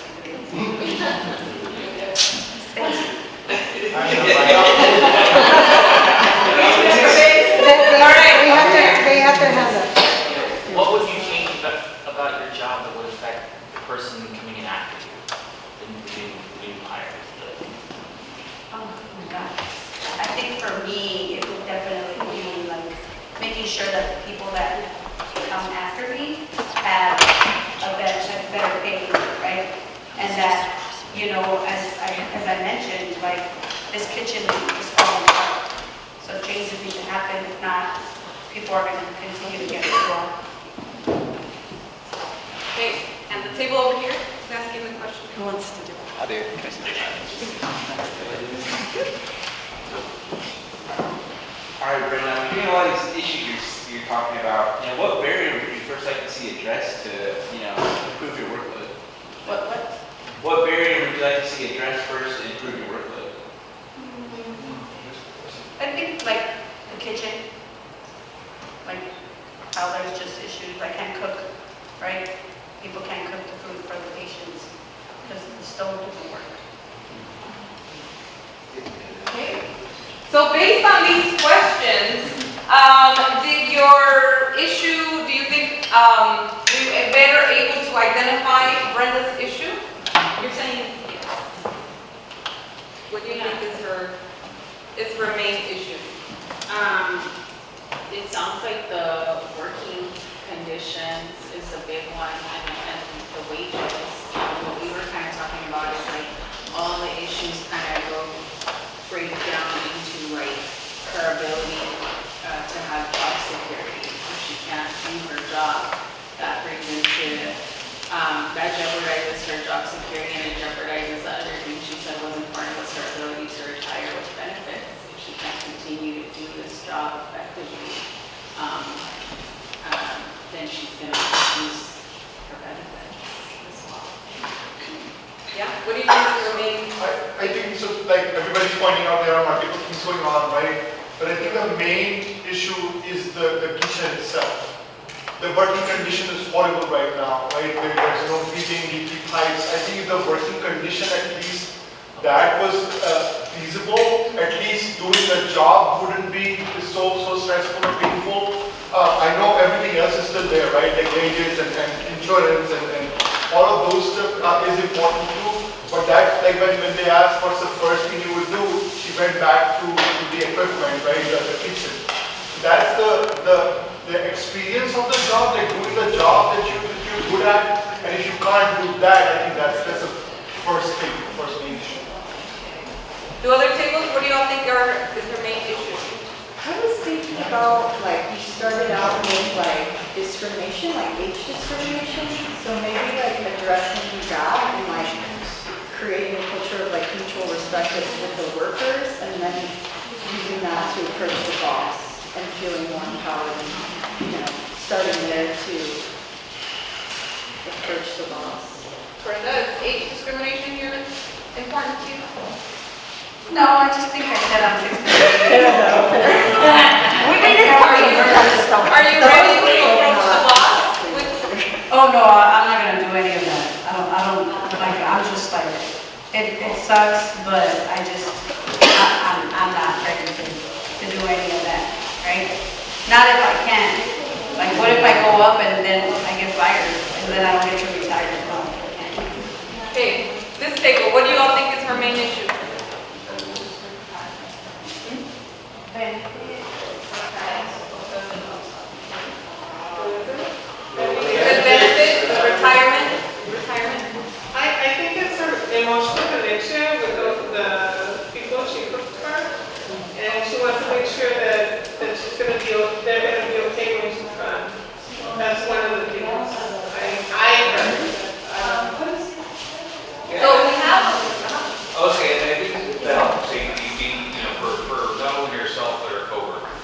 and also the people around her, whether that's the people she's caretaking. I think she's got a heart for people, and if we're able to help address those issues, and that's why we were asking what, because she's coming out of retirement, what would she do? What would she like to leave for those behind her? And even maybe a potential legacy idea. So we still have a few more minutes, right? So we are going to allow another question, another not whole round, but a couple more questions to see if you can dig deeper based on what we heard and all her responses. Who would like to ask another follow-up question to Brenda? You said that you like her at work. How is that leading on with your working so much hours? You know, are you able to take time off? Do they pay you sick leave? Do you have health insurance for that? How is that? Well, I had, one time I worked 14 days and my husband was like, you were working way too much, right? But, I mean, I really do love where I work and what I do because of the people that I work with and how we take care of the patients, right? These are, majority of them are elderly patients, right? And so for me, it feels like, I'm taking care of my mom, right? And so I think for me, it's definitely around that. Brenda, can I ask you something? It sounds like you really are focused on taking care of other people, but who takes care of you? That's what my kids tell me. And so, you're right, that's what my kids tell me. What do you need to take care of? Wait. Okay, we talked about all of the steps of the organizing conversation. That question that Anna, right? Amy just made, what does that sound like? It was very good, but what does that sound like? Agitation, yes, right? I mean, how did you feel when you were asked that question? I felt like, yeah, that's right, who's taking care of me? Right? It made me a little bit upset inside, because I was like, I feel like I'm being taken advantage of, right, at the expense of somebody, but I still can't think of who is that somebody. Great. So yeah, I just wanted to point that out, because that's a great question, right? But it is an agitational question, because it's like stirring something. You're like kind of poking the bear. Yeah. Trying to do that, right? Yeah. But it's important to also, once you get right, it's knowing what is that issue, though, right? Before you get into the agitation. It sounded like that kind of got her, a bit, but it's important to understand what is the actual issue that's important to them, because if you're trying to kind of spark that anger around something that she doesn't really care about, well then they're not going to get agitated, right? So again, coming back to the main issue is going to be key. Yes. So it sounds like there are a lot of working condition issues at your workplace, and I'm just hoping you can tell me about like what have you experienced? What's happened when you tried to talk about your concerns with management? Oh, I don't. Has anyone ever tried to follow up with that? I don't. We just keep working. We just do what we gotta do, right? Because like I said, I want to be able to make sure that I leave with something, and that's what I really want to focus on. And if I say something, I feel like I'm just going to be attacked. None of these questions have started with why. You talked about why earlier, right? Just want to know that. For that. So, and be careful with, you're starting to move to the action piece, right? Has anyone, have you talked to management before? Or has anyone talked to management before? When we don't fully understand yet exactly what is going on with Brenda, right, we have to be careful of thinking about the different steps, right? See where the call the question piece is? That's like the action piece and then the assignment, right? Those are the action pieces. But it's important to first really kind of pull the thread on the issues, understanding her story before moving to those pieces. Because you can see, what was your reaction when you were asked questions around like taking action, or anyone, if you talked to management before? Afraid. Like, but in a different afraid, like I thought I was gonna get in trouble. And it was gonna get worse for me because I'm already 63 and people don't hire 63-year-olds anymore. So for me, that was like afraid. And also, if the person doesn't have that agitation, right? If they're not angry yet, right? They're gonna be less willing to take action. Right, so just really being careful with those type of questions before the worker is really ready. Yeah. So I do have this question. So Brenda, what equipment and work schedule would you need in order to improve your working conditions? Ask the question again? What sort of equipment in the kitchen and your own work schedule would you need in order to improve your working conditions? You know, it would be great if we got a stove that works so that the heat doesn't get out, right? So that would be good. If we were to get a stove, that would solve a lot of issues. And your work schedule, what about that? You know, I mean, it bothers me, right? It gets me tired, but I mean, we just do what we gotta do, right? So we just have to keep on working, right? And that's what me and my coworkers just do. We just work. Okay, our time is up on questions, but now we're going to hear from Brenda. Tell us, what are your main issues? I have to say, really good job of really good questions, very good questions. You know, I didn't hear any closed-ended questions, which was excellent. But so my first issue is retirement, health and safety, and family. My second issue was staffing and workload. My third issue was patient care. And my fourth issue was wages. Yeah, go ahead, feedback on.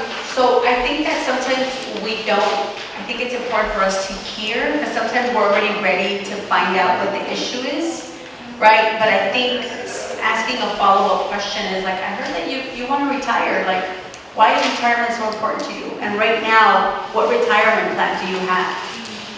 Right? So I don't even probably have a retirement, because I did mention that my daughter said that I should just go and work for a school because the school has a retirement and benefits, right? Do I even have healthcare benefits? You all don't know if I do, right? And then I did mention that my family, my husband says you work, so how has that affected you? How much time do you get to see your family? You just said that you can't hold your grandbabies. How has it affected you, right? So listening to those is really key, because sometimes we think it's always like, I did mention the stove, I did mention that, right? But it wasn't like a big issue, like it was a big issue because it was an issue for the people that were gonna stay behind, that were gonna continue to work, right? But I think it's just very simple conversations of like, and how has that made you feel that you don't get to go home and cook for your kids, or your grandkids, or your husband, right? Because there's gonna be something about Brenda that is gonna piss Brenda off, right? It's like, well, who's taking care of Brenda? Because no one is, right? So just, you know, just little examples like that, because sometimes when we're listening to a worker talk, we're just waiting to like ask the next question. Like we're not really listening, and there's just little things that they say, right? The peeps, I'm gonna take the peeps, I'm gonna take that back too. I work at UHW, so I'm gonna take that back, and we're gonna be talking about the peeps. Awesome, I love it, and that analogy is like amazing. So it's just listening, and sometimes it's hard as organizers because we want our members to move into action right away, right? And it's hard, one-on-one conversations are hard because they take time, but it's an investment that pays off. Because eventually these people become the leaders. And if you invest in leaders, your job as an organizer is so much easier. It is the easiest thing to do if you have a leadership structure. If you don't, then your work is going to get even harder. So, that's it.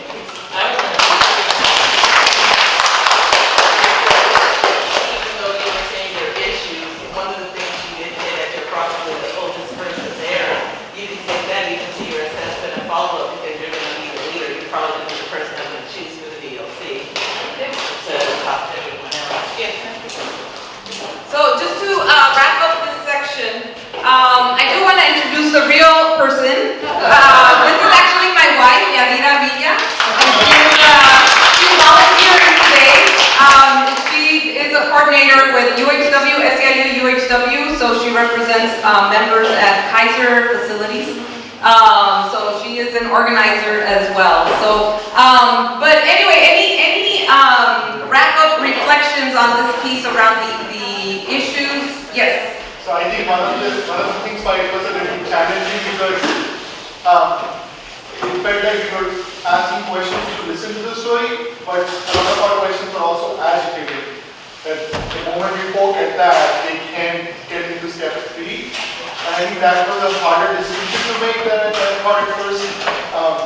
Also, like the 80-20 thing, I think we were more effective in a one setting. Here, everybody's asking questions. But having Brenda speak more would have been ideal, but I think most of our questions kept becoming agitating in nature, and that distinction would be important. Yeah, and you know, these conversations, again, they're not mechanical. This is just a guide, right? Just a way to kind of remember all of the important steps. But we know that conversations in real life don't flow that, you know, step 1, step 2, step 3, right? So again, this is just kind of a way to remember all of the steps, but in real life, conversations could go a lot of different ways, right? But again, and we're like really breaking this down just so that we have an opportunity to practice. And yeah, you had a, Christina, no, I'm really bad. Christina, you did get it right. So I just started organizing recently, and one thing that I found, like, and I just want to mention, like, a lot of times it's going to take multiple conversations. Like, you're not going to find everything out talking to somebody one time, no matter how many questions or like how great your questions are, because you really have to build up a rapport and like a trust with people, and so you may have to check back in with them multiple times, and then that's also helpful. It shows that you care, one, and then two, I think if they're not in a place where they are ready to be active or take action or whatever, like you're still circling back to them to show like you still matter. And then what I have found is eventually, like, people will see that there's other people also,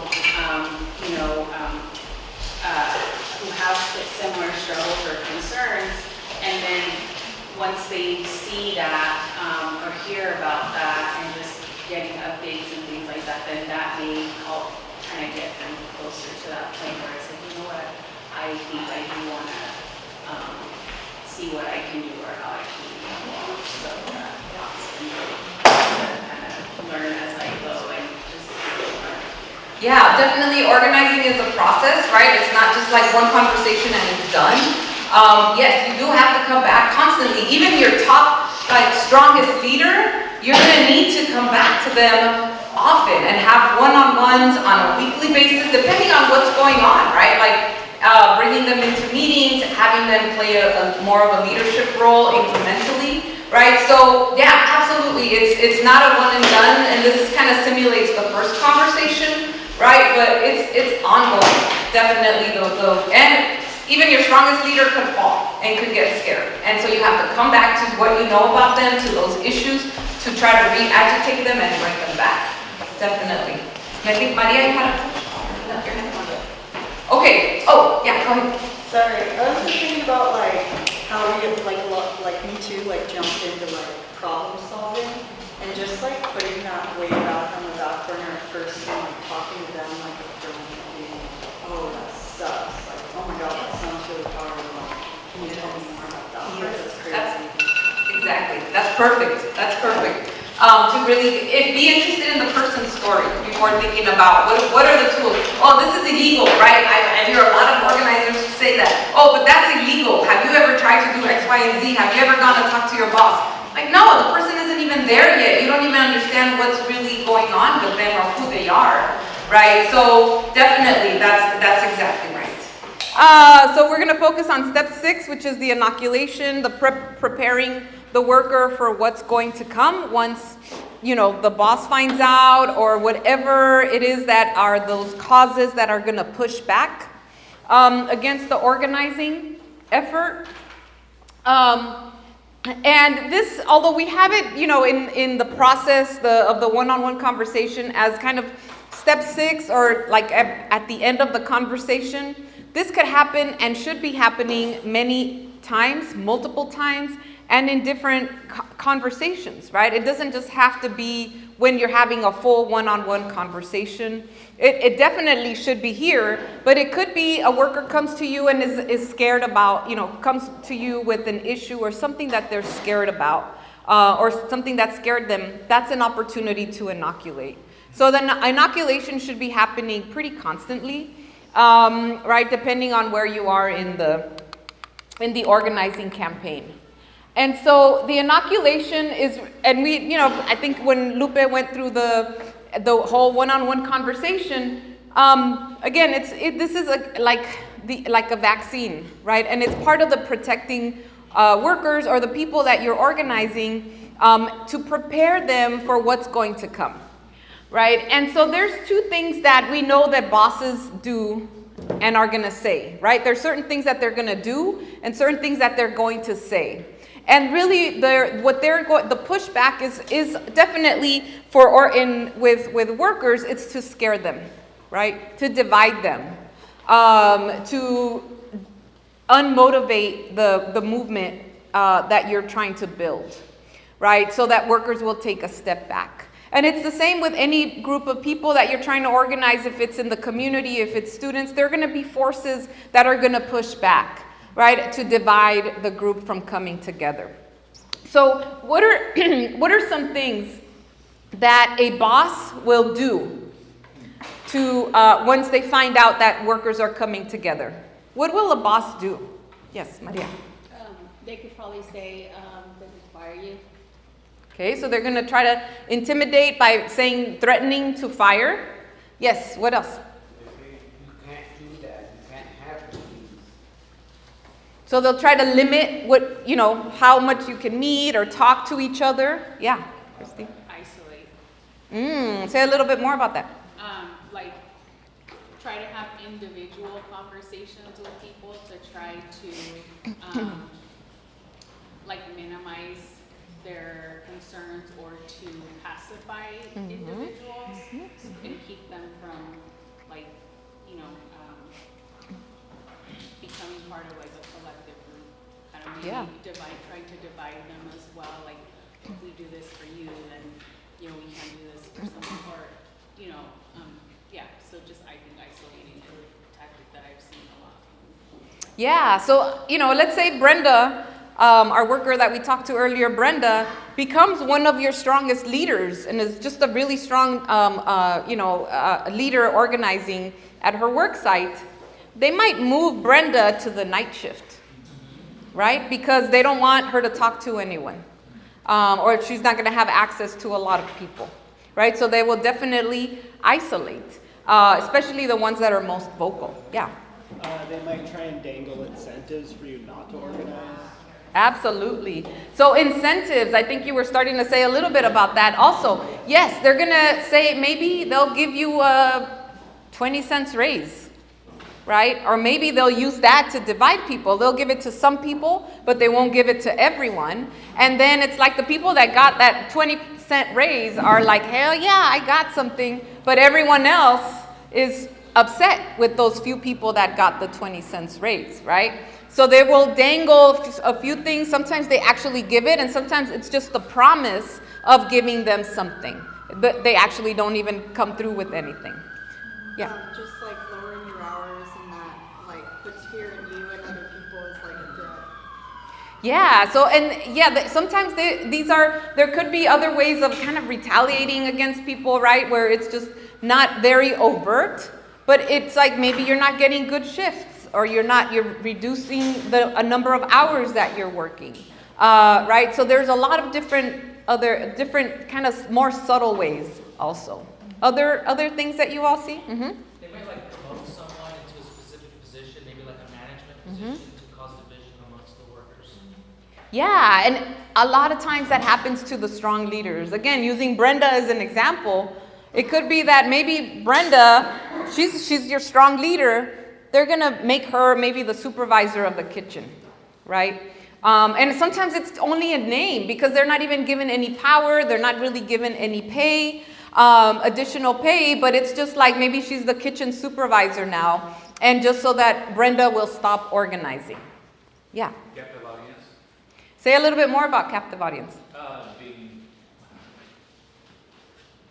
Not being able to leave a meeting like, designed to badmouth badmouth the organizing that's going on. Yeah, absolutely. The captive audience meetings is a tactic that definitely in union organizing campaigns are used because the boss is basically in control, right? So they can call a meeting anytime they want. And they'll have a meeting like this where they pull everyone together and they will start saying things to scare people, dissuade them from coming together, dissuade them from unionizing. And it's a tactic that is almost always used in every campaign by the boss. I was when I was working at Macy's, I was actually a supervisor there, and we had captive meetings. Wow. Where we would actually we would do a presentation. They'd have to watch a 15-minute slideshow about how well the company is treating the employees, and it's not necessary to have a union, and you don't have to do these things. And don't worry about that guy's just coming in to agitate. And so I facilitated those meetings. Wow. As a supervisor. Yeah. Absolutely. Those are all of the tactics, right? Showing videos, scaring, talking about strikes, right? They'll use anything to really scare and divide the group from coming together. And yeah, they'll show videos, slide presentations. It's sometimes, I think for some companies, I think Amazon, it's part of their like orientation, right? That they show these anti-union videos with anti-union messaging from the first day, basically, that a worker starts.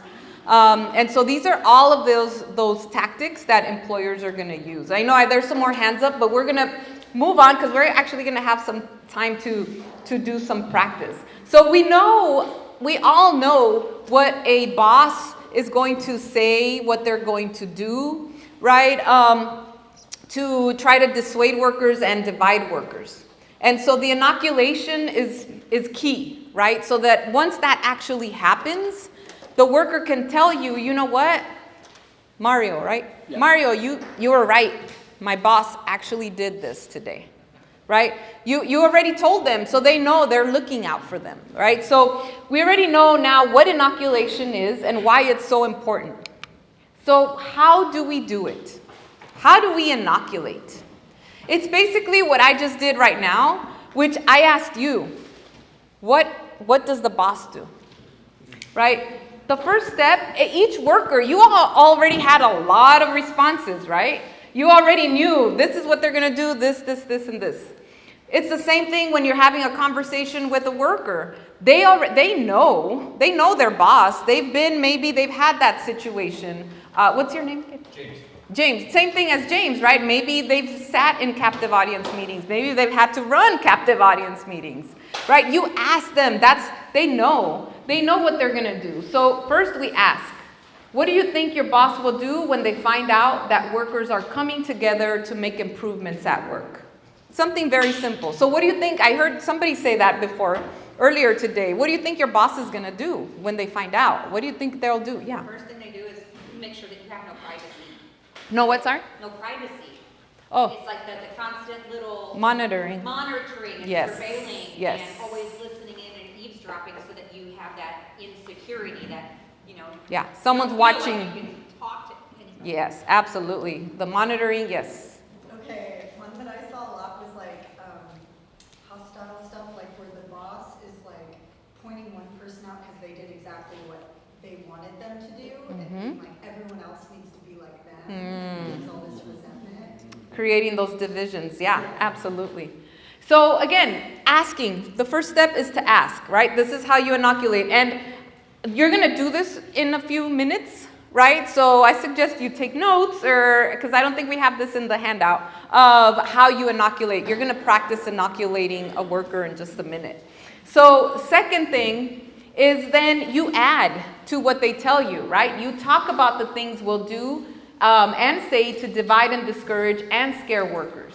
So you agree with them. That's right. That's right, Mario. They can threaten you, retaliate, divide you with lies and misinformation. These are just examples, right? It's just in a conversation. But yeah, you tell them in case they missed anything. They might even do X, Y, and Z, maybe some other tactics. And then number 3, you inform workers that they do have a right to organize, right? But what happens to a lot of our rights? Does the boss care? No. No. They're still gonna violate our rights, right? It's illegal to threaten. It's illegal to survey workers. Surveillance is illegal under the National Labor Relations Act. But does the boss care?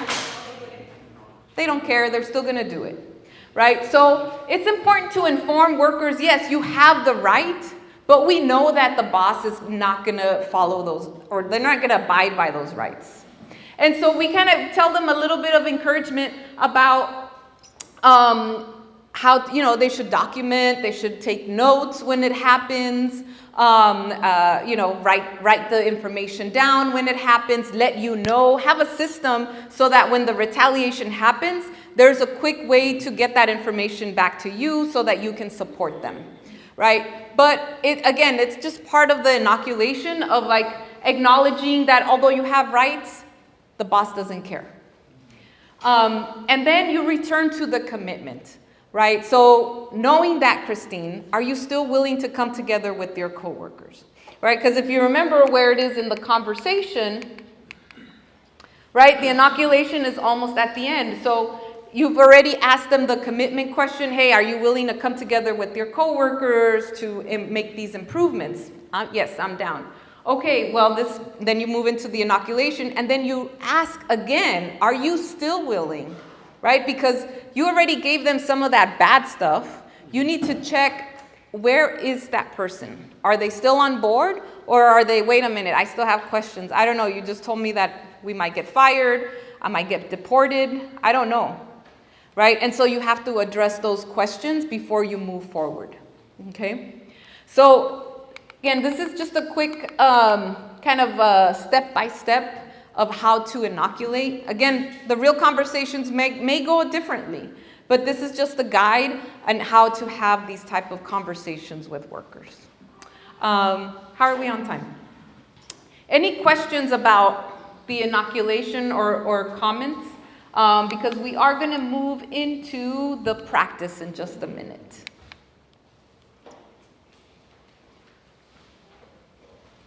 Everyone ready to inoculate a worker? Okay, all right, no questions, perfect. Then more time to practice. So we are going to practice with your tables, and here maybe we can have you folks join some of, because we're gonna have 1, 2, 3, 4, 5 groups. Oh wait, 1, 2, 3, 4. We might only need 4. What do you guys think? Or should we do this one group as well? Yeah. Okay. So, yeah, again, can you join, maybe join this table over here. We're going to have 2 groups. Oh, yeah. Do you want to join? Yeah, maybe one of the other groups as well. We're going to break up into small groups, and we're going to have a facilitator with each of the groups. And the exercise here is that we're going to use Brenda as the worker in this scenario, in this situation. You already learned a little bit about Brenda. And so the facilitator is going to be playing Brenda. You just need to not go through the whole conversation. The only thing you need to do is practice the inoculation. How you're going to prepare her for how the boss is going to, respond. Okay, that's the only part of the conversation you're going to practice in this exercise. Questions? Yeah. Is each person taking turns on the inoculation, or are they going one person the whole thing, the next person the whole thing? Yeah, every person, just the inoculation piece. Every person will practice just step 6. Yeah, 1 through 4 in step 6 for each person, or they all round robin? Like on Brenda, are they all going to get to ask the questions and then start over? Or are they going to do 4, Oh, and then like 4 pieces? pick it up. Yeah, let's practice the whole inoculation. All right, so how was the inoculation? Who was able to get through the whole inoculation and get a recommitment? Yeah, you did good, you did good. You did too, okay. What were some lessons learned from that practice? What are some things you're taking? What's that? It's harder than it seems to have a cohesive conversation. Yeah. Yes, definitely. And this is the practice, right? In every training, I always emphasize practicing with your coworkers, with people where you can just feel safe, right? Because you don't want to get in front of a worker when you're trying to have a one-on-one conversation and feel unprepared or unsure. Right? You want to be able to practice as much as you can in safe places. Right? You can start over, right? We started over a few times. We kind of pause, and that's okay. That's right. Organizing is, and I know I gave this one to my wife, and I've heard her use it with her coworkers. But organizing is an art and a science, right? The science piece is that when you have a union election, it's very numbers driven, right? Like we have an assessment, we have to know if we're gonna win, basically. And that's the science part, it's very exact, right? If you have a union election. You either win or you lose based on the numbers. When the art piece is this, the one-on-one conversations, everyone's gonna have their own style, right? Their own way of having a conversation. And because it's not like there's not like a clear black and white, yes or no, type of conversation, it's important to practice it so that you feel comfortable and you don't come into the conversation feeling unsure, because people are gonna sense that, fear, your own fear. They're gonna sense that uneasiness. You wanna feel comfortable with what you're saying, right? And secure with what you're saying. So practicing is key to hopefully make it a little better once you're actually having those conversations. Any other lessons learned, things that you're taking away from this practice? Yeah. Like in the inoculation part, it's like hard to redirect from I'm talking about their fears around it. So being like, well, going back and like interrupting someone basically, and being like, that's totally true, but yes. Making this, it's still having a natural conversation, right? But still in your head, you're thinking about the steps that you need to cover. Yeah, for sure. So, okay, I'm sure, hopefully you'll have more opportunities to practice with your coworkers, and we are moving into the organizing committee, which we're gonna do a very quick review. But basically, once you pull it all together, and what's kind of the next step of once you have several one-on-one conversations, how do you then start moving into building a group of supporters? So I know that in my group, we got a little, sidetracked. We started talking about the fear, the guilt, the pressure of an organizer, and, the risk that we're basically, asking a worker to take in his, her, or their workplace. Because basically, organizing is hard in every context, whether you're organizing in the community, whether you're organizing, you're trying to get people to do something. You're trying to get people to take action. Now, when you're organizing in the workplace, you're also asking them to take a risk. And for a worker, the biggest risk he, she, or they can take is, putting their job on the line. That's their livelihood. So we talked a lot about that. And then we also talked about how the best protection a worker has, what is that? Each other. There are no guarantees, but the support or the backing or having a majority of workers acting collectively is the best protection that a worker has. So we talked about organizing. Organizing means a lot, it feels like yesterday, but it was, before lunch. We talked about how organizing is workers being at the center. Workers driving the campaign. And Yadira talked about it earlier. Having that structure. Because one super leader, go ahead, Amy. If you have one amazing leader, one great leader, that's doing everything, what can happen to that one person? They get burned out. That's one thing that can happen. And then they're like, yeah, you know what? I'm taking a step back. This is too much. What's another thing that can happen to that one worker?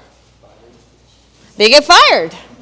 And then all their fears, came true because it's like, I committed to this and now I'm fired because I was all on my own. And then somebody said it earlier. I mean, James, what did you used to do in a past life that you're like, I guess, penance, you're paying penance for now? But what was your role in a past life? A supervisor. So you take that one leader, because usually a leader is a good, you want to recruit a good worker, they get promoted, and all of a sudden you lost your leader. So it takes a team. It takes a team. You have to build a team of leaders that are going to be driving the campaign. They are the engine for any organizing campaign. And I use the word engine because it is like, this is action. Like organizing, like this is action, driving a campaign, moving forward. A campaign always has to be moving forward. So let's take a little bit of a step back. We're going to talk about how we build an organizing committee, who we recruit for an organizing committee. And I think we talked about it earlier. How does the boss basically, they structure the workplace by departments, by shift. Why? Micromanage, control. I heard somebody say control. Yeah. Divide and conquer. Yeah, they're trying to maximize. They're either trying to divide the workers, they're trying to control the workers, they're trying to maximize their profits. That's how the boss structures a work site. Oh, let me go back for a second. Now, what are other structures that exist in a work site besides, these? There's the physical barriers, like working in different work sites or different buildings. There's the physical, exactly. There's the physical, structure of how a site is physically structured in terms of where the departments are, where the bosses, where the supervisor's office is. There's that physical structure of where workers are. What other kind of structures exist in a workplace? I think like our just the beliefs we have time to hire. So even at the bottom of what we're thinking, There's a hierarchical structure. Thank you, Mel. Yeah, I was pretty sure work relationship, work dynamics too, that happens. There's the social structures, the relationships, the organic structures that the boss doesn't have complete control over. So those are the structures that we try to tap into when we're thinking about how we are going to recruit, how we're going to build our organizing committee, which is the team that's going to drive the campaign. So it's important, if you are organizing a work site, a workplace, to keep in mind not just the physical mapping, which Amy talked about, which is important. You want to know where those, surveillance cameras are. You want to know whose office is, or whose cubicles are next to the supervisor. You want to know those blind spots where people can, talk freely. But you also want to understand the social mapping. And the social mapping, again, who organizes the baby showers? What other kind of social mapping? What else would we, if we're looking for? Birthdays. Who puts together the events for the company, like the community events, the community gatherings, that stuff for the... Okay, the community events. Yes, Dylan. This is little, like a lot of guys play fantasy football together, like, right? Or just some other digital thing that they're connected with outside of work. Oh, yes. Yes, Amy. Religion. Who goes to, yeah. Who goes to the same church? So these are all things that you want to keep in mind when you are recruiting an organizing committee.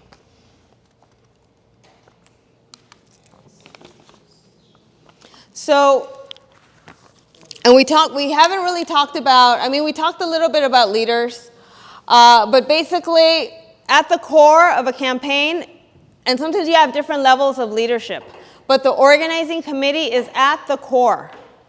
The organizing committee is moving the activist. And then you have supporters. You have folks that are not, that are disengaged. They just don't want to get involved.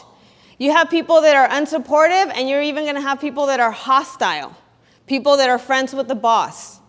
And as an organizer, what you're trying to do is, first you are going back to the one-on-one conversations. You want to see where people fit, as you're having those conversations, assess where do they fit in, and then how to move them closer to the center.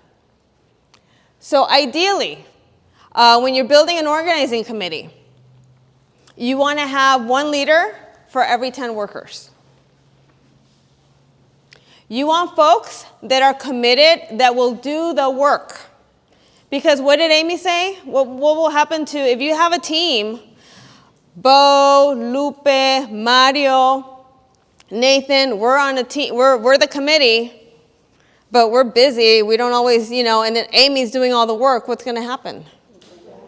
Amy's going to, it's going to fall apart. Amy's going to burn out. She's going to be like, you know what, I'm not doing this. I didn't sign up for this. And then, so you have to make sure that the people that you are recruiting are committed. And then organic leaders. It's really easy to go to the person that's the most vocal, or the person that's like, I have a lot of grievances, I have a lot of gripes, or I don't mind, I'll step up, I'll fight with the boss. But if I don't have, a leader has to have what? Supporters, followers. If I don't have followers, am I really a leader? No, maybe I'm just a supporter or an activist. So you have to find those people, the person that, organizes the baby shower. The person that it's like, oh, we're understaffed, what do we do? Brenda, can you go talk to the supervisor? Okay, I'll go talk to the supervisor. Those are the natural leaders, and we can't sleep on them. Just because they don't necessarily, they're not the most vocal, or they're not quite ready, like, well, I'm not sure about what you guys are doing, I'm not ready to commit. But if that person has a natural following, if they are respected at work, then we have to figure out a way, we have to, have that organizing conversation, figure out a way to get them on board. And then the workers, your leaders, your organizing committee has to be representative of the workforce. Representative of the workforce in every sense of the word.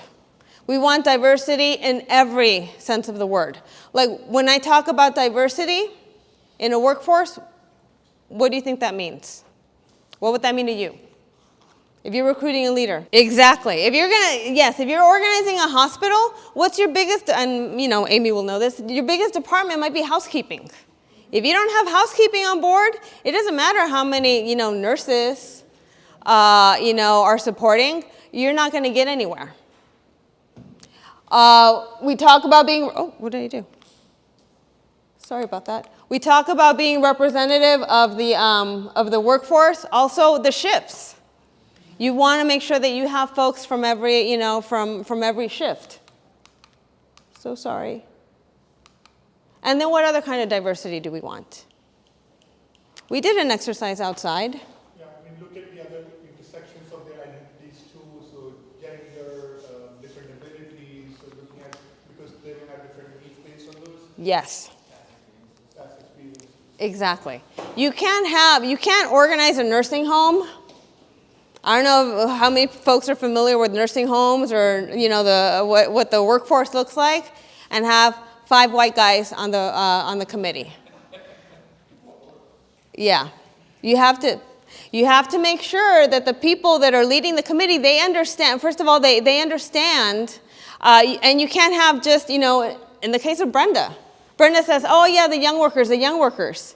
You know, sure, we want somebody like Brenda, but who else would we want to represent a young worker that can speak to those needs?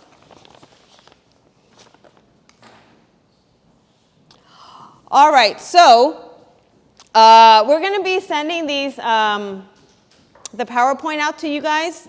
But basically, that is the role and the responsibility of the organizing committee. That's not an exhaustive list. It's not a comprehensive list. There's so much more, but that's basically what the organizing committee, those are the roles and the responsibilities of an organizing committee. Powerful seating. We're at the end. We're at the end part.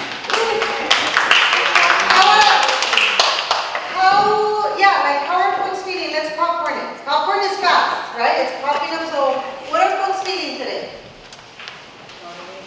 Motivated. I like that. Inspired. Woo. Reflected.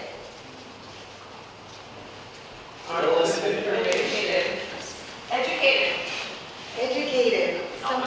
Someone says something to me? A little intimidated, yeah. Someone said something like that? Confident. Thought-provoking. Great. But if we're not all feeling a little bit intimidated, especially for those that haven't done this type of work before, we might, our energies might be racing a little bit too fast ahead of us. Organizing is serious work. Because we have the potential to impact people in serious ways. They're looking to us, they're looking to our confidence and this vision, this plan to win, that they are saying I can do that. And so if we're doing this correctly, we must move with integrity. We must move with a serious commitment towards what we're telling people this is possible. We might not win it all in the first round. We've talked about how some campaigns have taken 10 years, but people have done it. Think about all of the labor rights that we benefit from in this country. Some people put their hardcore lives on the line, their livelihoods on the line to get that.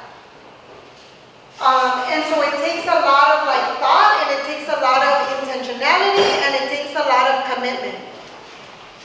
And the back of your package, you're going to see a little worksheet.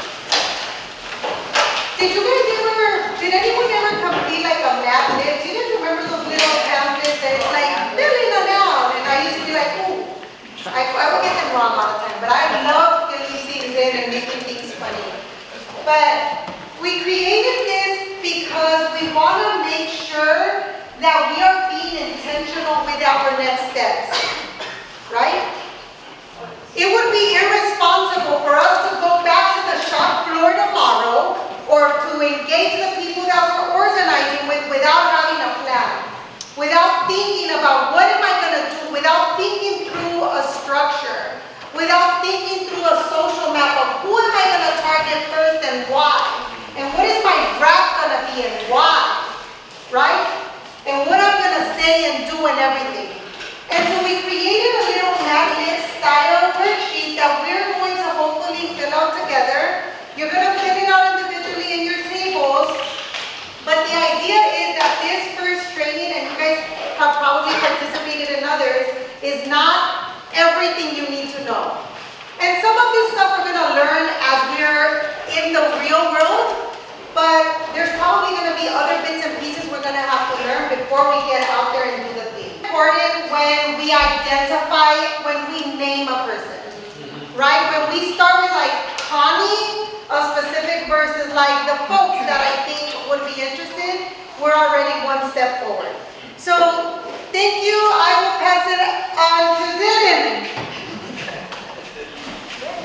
We made a very last-minute request of Vero, Lupe, and Lupe to come and get this training underway. Within 30 days, they packed their 75 years of experience, and this training is probably could go on for another 40 hours. They really did so much to try and impart upon you step 1.01 out of what we could be learning about organizing. So I just want all of us to express our sincere gratitude for Brenda.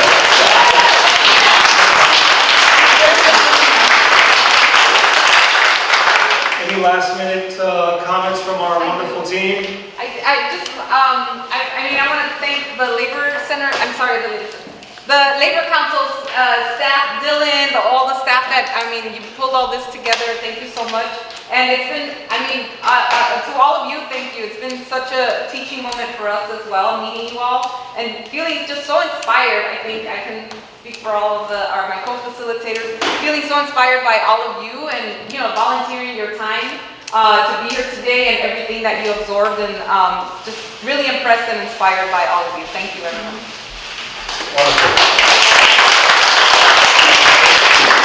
Again, thank your families when you get home for being gone for the day, and thank your coworkers, and go forth and build unions and build power. Have a great day.